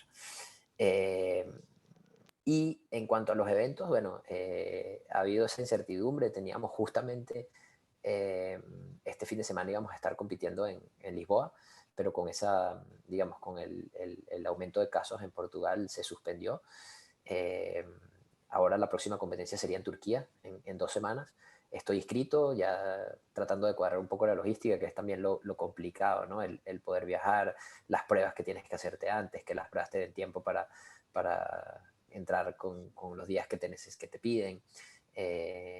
Por ahora este evento va a ser bastante restringido, ¿no? Va a ser todo el hospedaje y la competencia en un mismo lugar, una especie de burbuja. Luego vendría un evento que quedó pendiente para los puntos de ranking, que es el de Marruecos.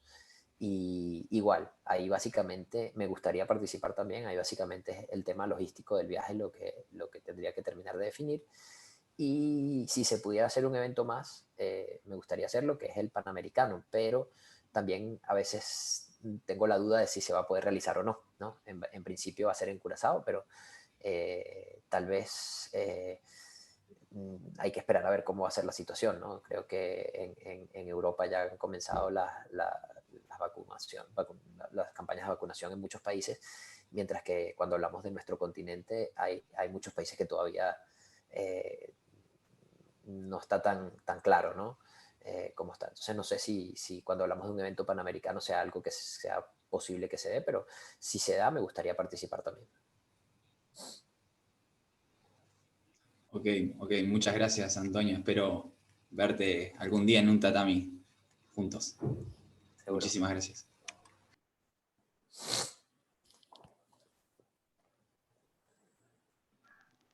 Les decía que si alguna vez se da ese encuentro, por favor avisen y lo vemos virtualmente, aunque sea. Seguro. Bueno, a continuación lo tenemos a Jorge Mendoza y luego Miguel Maldonado. Hola, ¿qué tal, Antonio?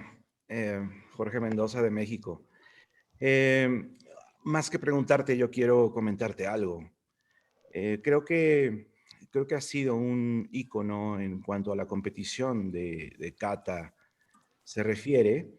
Yo siento que karate en kata ha venido a base de bloques grandes, ¿no? A raíz de aquellos encuentros de Milón con Abe y después cuando ellos se retiran y queda Valdés y después obviamente tu época, ¿no? Cuando tú despuntas y logras encabezar el medallero ahí en la competencia varonil. Y bueno, nunca había tenido la oportunidad de escucharte, de escucharte hablar. Te he visto en vivo, he visto varias competencias tuyas en vivo, en campeonatos del mundo y panamericanos. Y bueno, estoy realmente con lo que comentó por ahí Cristian, muy similar a lo que yo te quería preguntar. ¿Qué es como tú te ves en un futuro, no? ¿Eres consciente? Esta es mi pregunta. ¿Eres consciente que la etapa de Antonio Díaz tiene un término por obviedad, como lo tuvo el de los anteriores y como lo va a tener el de los actuales? ¿Tú eres consciente de eso? A mí me gustaría saber ¿cuál es tu plan? Yo pienso, tuviste el desfortunio de que tu maestro haya fallecido, pero yo pienso que karate tiene un gran camino adelante para ti, para que puedas seguir aprendiendo y puedas seguir compartiendo sumado a tu experiencia como competidor, que eso le da un plus, ¿no? A la forma de transmitir karate. No sé si me expliqué en la pregunta. Sí. Creo que sí lo entiendo y básicamente yo he estado muy claro en eso, ¿no? Que a nivel, digamos, deportivo, lo hablaba cuando hablaba también un poco de lo que hay como las modas, ¿no? Y por supuesto hay un momento en el que estás arriba y otro en el que es natural, ¿no? Vienen otros y va evolucionando. Y ha sido difícil tratar de mantenerse y adaptarse un poco a eso. Pero sí lo viví en un momento cuando comenzó todo este camino para los Juegos Olímpicos, el ir a los eventos y no estar en el podio era como un choque, ¿no? Y un poquito pegaba en el ego, ¿no? Decir, wow, no estoy de repente en este evento ni siquiera entre los 8 primeros, tal vez, es como que wow. Pero traté de enfocarme en decir, bueno, voy a disfrutarlo, esto es un camino, no enfocarme en que quiero estar otra vez en el primer lugar, por supuesto que es estar lo mejor posible, pero saber que mi objetivo era clasificar. Entonces decir, bueno, que tengo que estar ahí. Y cuando me empecé a dar cuenta, dije, bueno, también la competencia ha cambiado mucho en estos eventos clasificatorios a las Olimpiadas, a los Juegos Olímpicos. Estaban participando a veces 12, 13 japoneses con muy buen nivel. Creo que Japón tuvo un momento en el que no tenían tantos competidores fuertes. O sea, siempre han tenido gente fuerte, pero en este momento creo que es donde puedes ver una camada muy grande de competidores muy buenos y han empezado a salir y eso también los ha ayudado a ellos, ¿no? Ese roce competitivo. Entonces, estar ahí, cuando te ponías a ver, decías, bueno, pero estoy ahí, o sea, están los japoneses, estoy yo, estoy ahí acumulando los puntos necesarios, se está haciendo el trabajo. Entonces era quitarse un poquito ese ego de decir, no estoy en el podio, pero bueno, estoy haciendo el trabajo para llegar a donde quiero llegar y bueno, luego pelear por un podio olímpico me encantaría, pero también soy consciente de que no estoy yendo a unos Juegos Olímpicos en el momento en el que estaba dominando tal vez el ranking mundial. Entonces, eh, yo por supuesto tengo mi motivación y mis metas claras, pero tampoco digo, bueno, sí, yo voy por el oro. O sea, a nivel de motivación, por supuesto que uno se pone las metas altas, ¿no? Pero también eres consciente de que estás en un periodo distinto y que estás en un momento distinto y que básicamente mi motivación principal ahorita es disfrutarlo, ¿no? Disfrutar esta extensión de carrera que pude tener por lo que son los Juegos Olímpicos. Y sí, me veo aprendiendo, tratando de nutrirme de muchas más cosas para poder seguir de alguna forma transmitiendo en el karate y, y me gustaría seguir influyendo, ¿no? Porque creo que, como decía, a través de esa ventana que me dio el karate y las competencias y los triunfos de las competencias, creo que he logrado influir en algunas personas de manera positiva, pero me gustaría seguir haciéndolo desde otro rol, ¿no? Como de alguna forma enseñando, ¿no? Sí, te lo comento porque hay mucha gente que te sigue, hay mucha gente que te admira. Te hablo de mi país y seguramente en América y en muchos países, gente que te sigue. Eres realmente un ícono para ellos y yo pienso que tienes una gran labor con todas esas personas al tratar de transmitir lo que sabes y lo que lograste hacer, que es loable. La verdad, es un gran logro como americano, haberte metido tantos años en el podium con esos monstruos, ¿no? Que dominaron. Entonces, yo pienso que tienes una gran labor, Antonio, ahí con mucha gente. Muchísimas gracias. Bárbaro. Muchas gracias a los dos. A continuación sigue en la lista Miguel Maldonado para que realice su consulta, su pregunta, y luego Amílcar Coronel.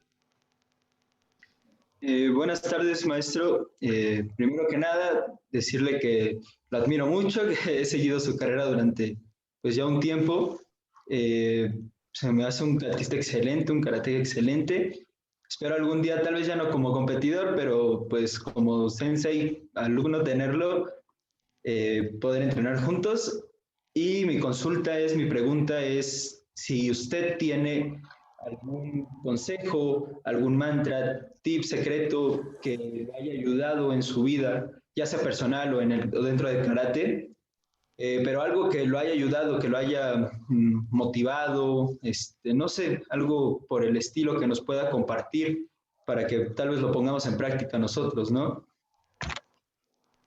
Sí, bueno, yo decía un poco la filosofía del maestro Inoue.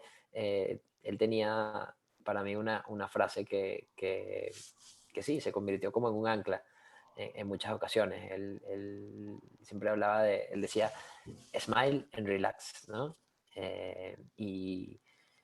Y creo que es algo que, claro, lo enfocaba muchas veces cuando estabas entrenando y te estabas como muy presionado y no te salía. Lo decía que lo importante siempre es estar relajado y sonriendo, ¿no? Que cuando tú estabas sonriendo las cosas fluyen y que tú podías estar concentrado en un kata con una cara de guerrero, pero por dentro tenías que estar sonriendo.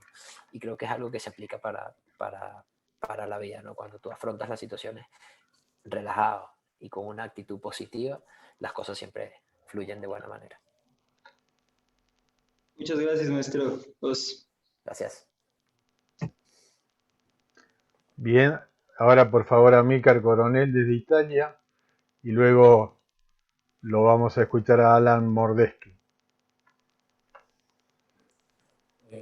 Hola Antonio, gracias por todo lo que nos contaste, es una historia impresionante la tuya y gracias por estar con nosotros y compartirla.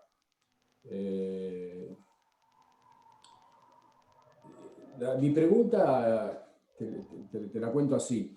Imagínate que un día llego yo a tu dojo y con mi hijo de 6 años, la edad que vos empezaste, y vos me tendrías que convencer, decirme por qué mi hijo tendría que hacer karate. Ok, ok. Mira, yo creo que lo que te diría sería que en el dojo no solamente le vamos a enseñar a cómo hacer un puño, cómo hacer una patada, sino vamos a enseñarle cómo ser una buena persona, una persona con valores, una persona respetuosa, una persona con empatía por los demás, con ese sentido de colaboración y que ese es el objetivo principal de lo que vamos a enseñar en nuestras clases. Por supuesto, combinado con una parte técnica y con una parte de entrenamiento físico, que por supuesto ayuda a la salud, pero que nuestro foco principal es que de ahí, por el tiempo que esté, lo que aprenda tu niño sean valores para su vida. Muchas gracias, Antonio. Y acordate, cuando tenga mi 5.º hijo, te lo llevo. Ok. Buenísimo. Gracias. Perfecto. Bueno, por favor, ahora la palabra para Alain Mordeschi de Israel y luego Damián Moyano. Bueno, encantado. Yo he formado los primeros 30 años de mi karate, no, 25 años de mi karate en Uruguay, donde nací, y bueno, y ahora sigo entrenando acá y ahora entreno con mi hijo también. Mi pregunta va más por el lado de la vida de un deportista top. Sobre el tema de salud mental, digamos, en el deporte, cuando uno está en el deporte de élite, el tema salud mental es bastante difícil. Me acuerdo, por ejemplo, una carta de Cavani. Sí, cortó. Hotel al entrenamiento y el entrenamiento a la cancha, y el único lugar, la cancha de fútbol era el único lugar donde él se podía expresar. Yo creo que por un lado es un poco una suerte que el karate sea menos mediático, por otro lado es una suerte que el karate tenga más valores, pero te quería preguntar a ti, ¿cómo viviste en tantos años de deporte top ese tema de la soledad, de tener la vida muy marcada por exigencias de muy alto nivel y que a veces realmente no se nota, digamos, en los deportistas que uno ve de afuera por la prensa como exitosos, que no siempre la están pasando bien, que a veces realmente la exigencia anímica es muy, muy dura? Esa es mi Entiendo, pregunta, ¿cómo lo Alain, viviste? que se cortó un poco, ¿te referías al jugador de fútbol Cavani, correcto? El jugador uruguayo. Exacto. Repito un poco, no sé qué parte se cortó. Comentaba que la carta esa de Cavani me impactó mucho porque hablaba de que su vida se limitaba a hoteles, entrenamientos y canchas de fútbol y no tenía otro lugar donde expresarse que no fuera el campo de juego. Entonces, mi pregunta iba por el lado de cómo lidiar con el tema de la salud mental en el deportista de élite que tiene un nivel de exigencia muy alto. Por suerte el karate es menos mediático, pero digamos tiene una vida muy marcada, muy limitada, con pocos espacios para salir a divertirse o para cambiar de planes o para un día decir, no sé, me hago un viaje de un año y abro un paréntesis, como por ejemplo yo lo hice en mis estudios, digamos. Esa Sí. es, la pregunta es cómo lidiar con las, o sea, cómo vio él, cómo viste tú digamos, todo ese tema de lidiar con tanta exigencia y si en la salud mental no implica un desafío fuerte. Sí, Alan, gracias por la pregunta. Creo que, como tú dices, bueno, tenemos la suerte de no ser un deporte tan mediático, pero sí la exigencia, el karate ha ido creciendo también. Cuando yo empecé a competir, eran pocos tal vez los eventos que íbamos. Hoy en día, ya, yo creo que en los últimos 8 o 9 años, básicamente pasaba más tiempo viajando que en casa, ¿no? Entonces, sí, hay muchos momentos en los que te pegaba estar fuera. Por supuesto que uno disfruta muchísimo esas oportunidades de conocer distintas culturas, de compartir con amigos, porque en muchos de esos viajes conoces personas increíbles, vives experiencias maravillosas, pero sí, hay momentos en los que tienes que estar como que bien centrado porque pega, ¿no? Un poco, eh, digamos, no tener como una cierta estabilidad en algunos aspectos, ¿no? Eh, Siempre es importante tener gente que te lleve y te ancle a estar, a poner pues esos pies sobre tierra. Creo que en ese caso siempre mis padres fueron una gran ayuda. En este momento, bueno, la persona que es mi compañera de vida, mi esposa, también ha sido fundamental para mí en muchos momentos. Y yo creo que en esos momentos difíciles me di cuenta que era importante buscar también un balance, ¿no? Que dentro de lo posible siempre era importante buscar ciertos momentos de, de un poco quitar esa presión, ¿no? Que uno tiene como de rendir al máximo todo el tiempo, de estar 100% para cada evento. Y siempre voy a las experiencias que tuve en Totori entrenando con el maestro Inoue, con Inoue Sensei, eh, porque teníamos, de alguna forma, muchas veces esos entrenamientos eran poco convencionales, ¿no? En el sentido de que sí, entrenábamos muchas horas al día, pero todos los días terminábamos de entrenar 10:30 de la noche, a veces 11 de la noche, entrenamientos por horas muy fuertes, y de ahí íbamos a un karaoke. Y él decía, ahora es la segunda entrenamiento de relajarse. Eh, entonces, bueno, a veces yo del principio decía, wow, pero entonces mañana voy a estar cansado por el entrenamiento. Claro, teníamos un ritmo que no empezábamos a entrenar tan temprano en el día, pero para él era muy importante como que en algún momento del día, después de haber estado entrenando tantas horas, uno se desconectara, ¿no? Y pudieras de alguna forma darle ese descanso necesario a tu mente. Bueno, también necesitabas el descanso físico, ¿no? Que a veces faltaba un poquito ahí con esas horas de karaoke, pero a nivel mental creo que para mí fue muy importante en esas visitas a Japón de entender bueno, que a veces sí tienes que ser estricto, pero también relajar un poquito. Perfecto, muchas gracias. Antes de continuar, les quiero comentar que acaba de conectarse Lucio Martínez, que está haciendo un seminario y en este momento logró hacer una pausa, así que le vamos a pedir que intervenga en este momento y luego seguiremos. Adelante, Lucio. Hola, ¿cómo están todos y todas por ahí?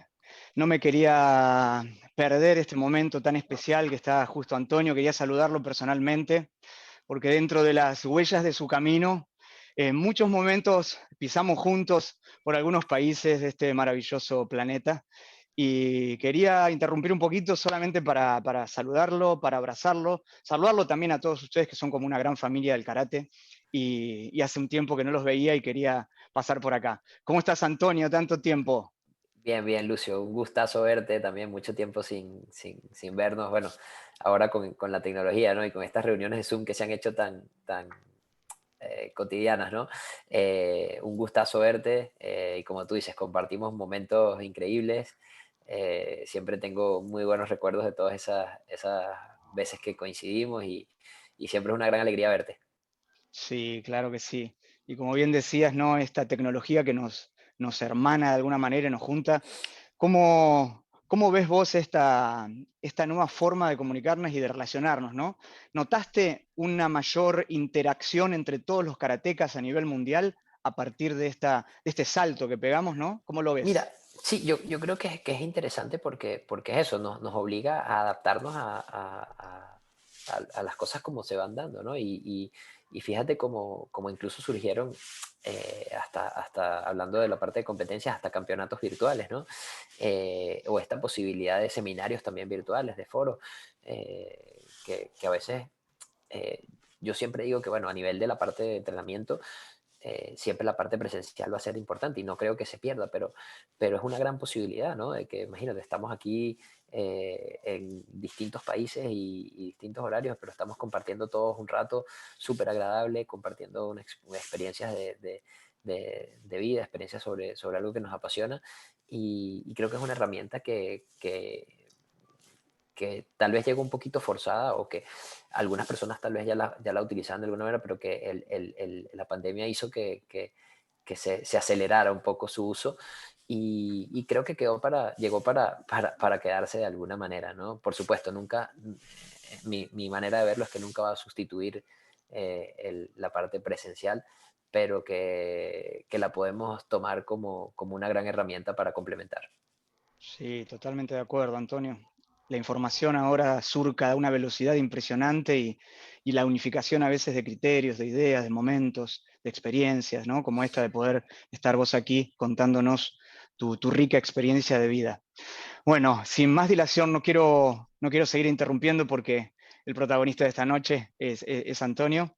Quería pasar a saludarlo porque además de ser un gran campeón dentro de nuestra modalidad, de nuestro deporte, que es el karate, y de ser un orgullo en lo personal por pertenecer a esta América maravillosa y haber estado juntos en tantos lugares. Yo llevo ese orgullo conmigo también de todos sus campeonatos.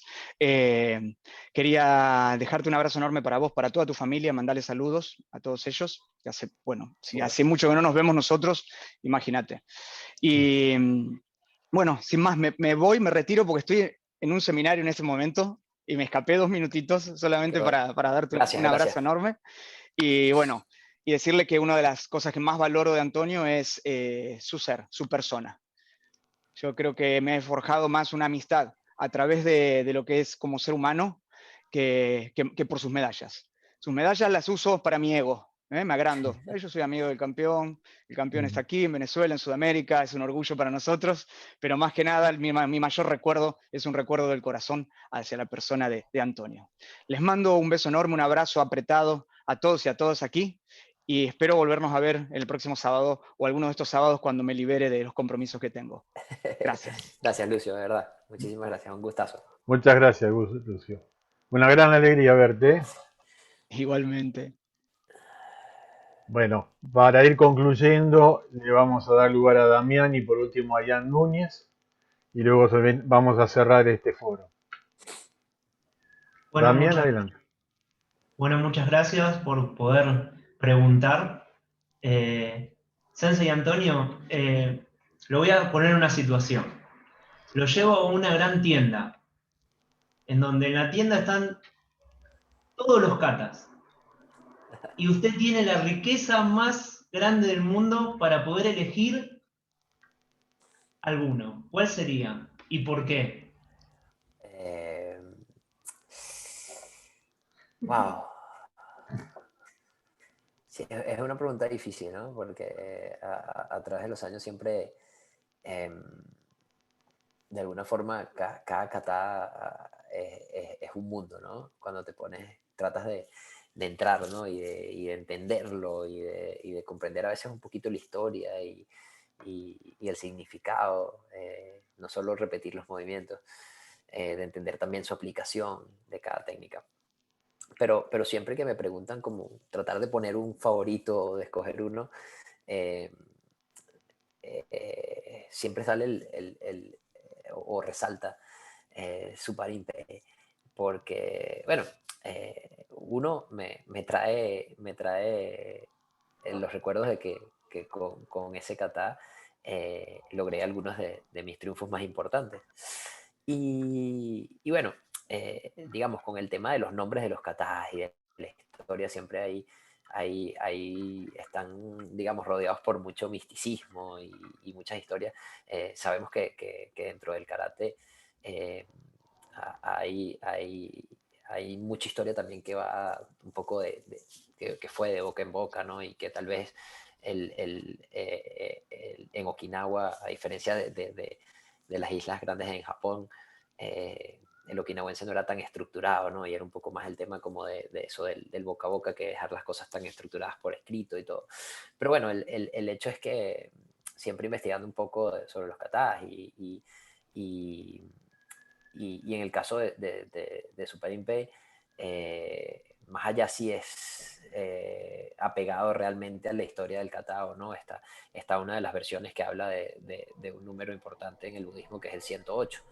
Y es un número que, bueno, que en el budismo se habla de 108 pasiones negativas o 108 males, y un poco va por ahí esa parte filosófica, ¿no? Entonces, yo lo tomé de ancla, un poco ese significado lo tomé de ancla cuando hacía el kata, y trataba de que con mi ejecución, ¿no?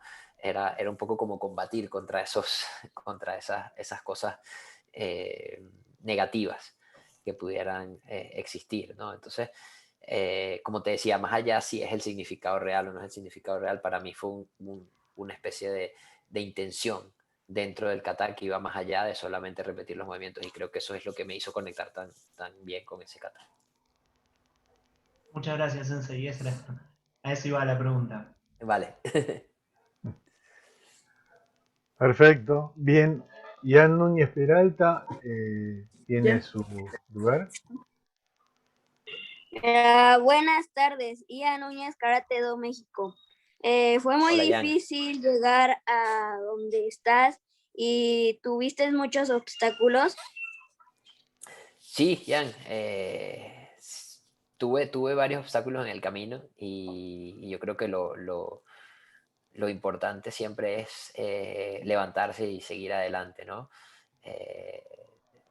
Cuando quieres algo, lo más importante, además de, por supuesto, soñarlo y desearlo, es trabajar para lograrlo. Y sí, en el camino muchas veces nos vamos a encontrar obstáculos. Hay veces que las cosas salen muy bien, hay veces que las cosas no salen tan bien, pero lo importante es siempre ser constante y seguir adelante. Gracias y muchas felicidades. Gracias, Ian.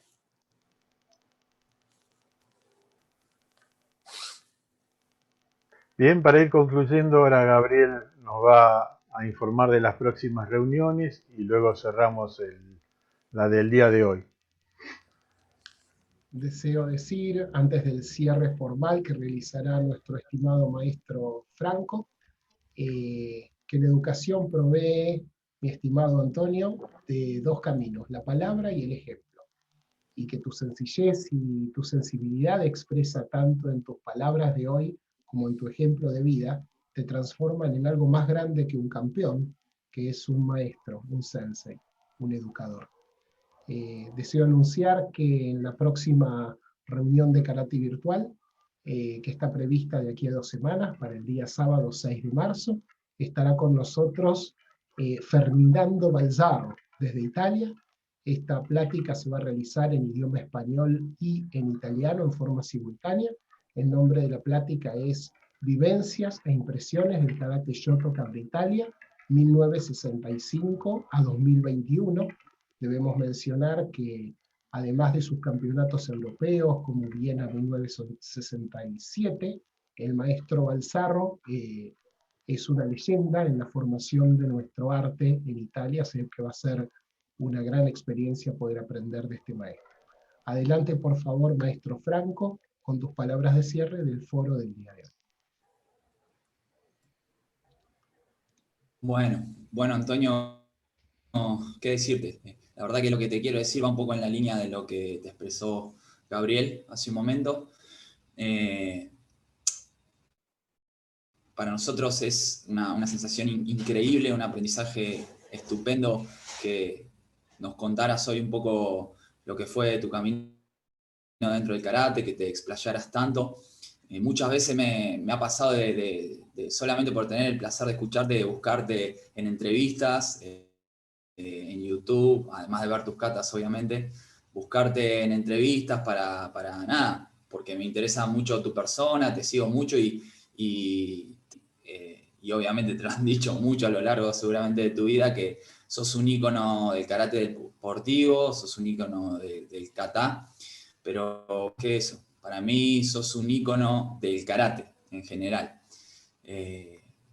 Y no sé si vos sos consciente de la gran humildad combinado con ese hambre competitivo, y creo que está todo, como bien lo dejaste claro vos, tamizado por la pasión que tenés por esto.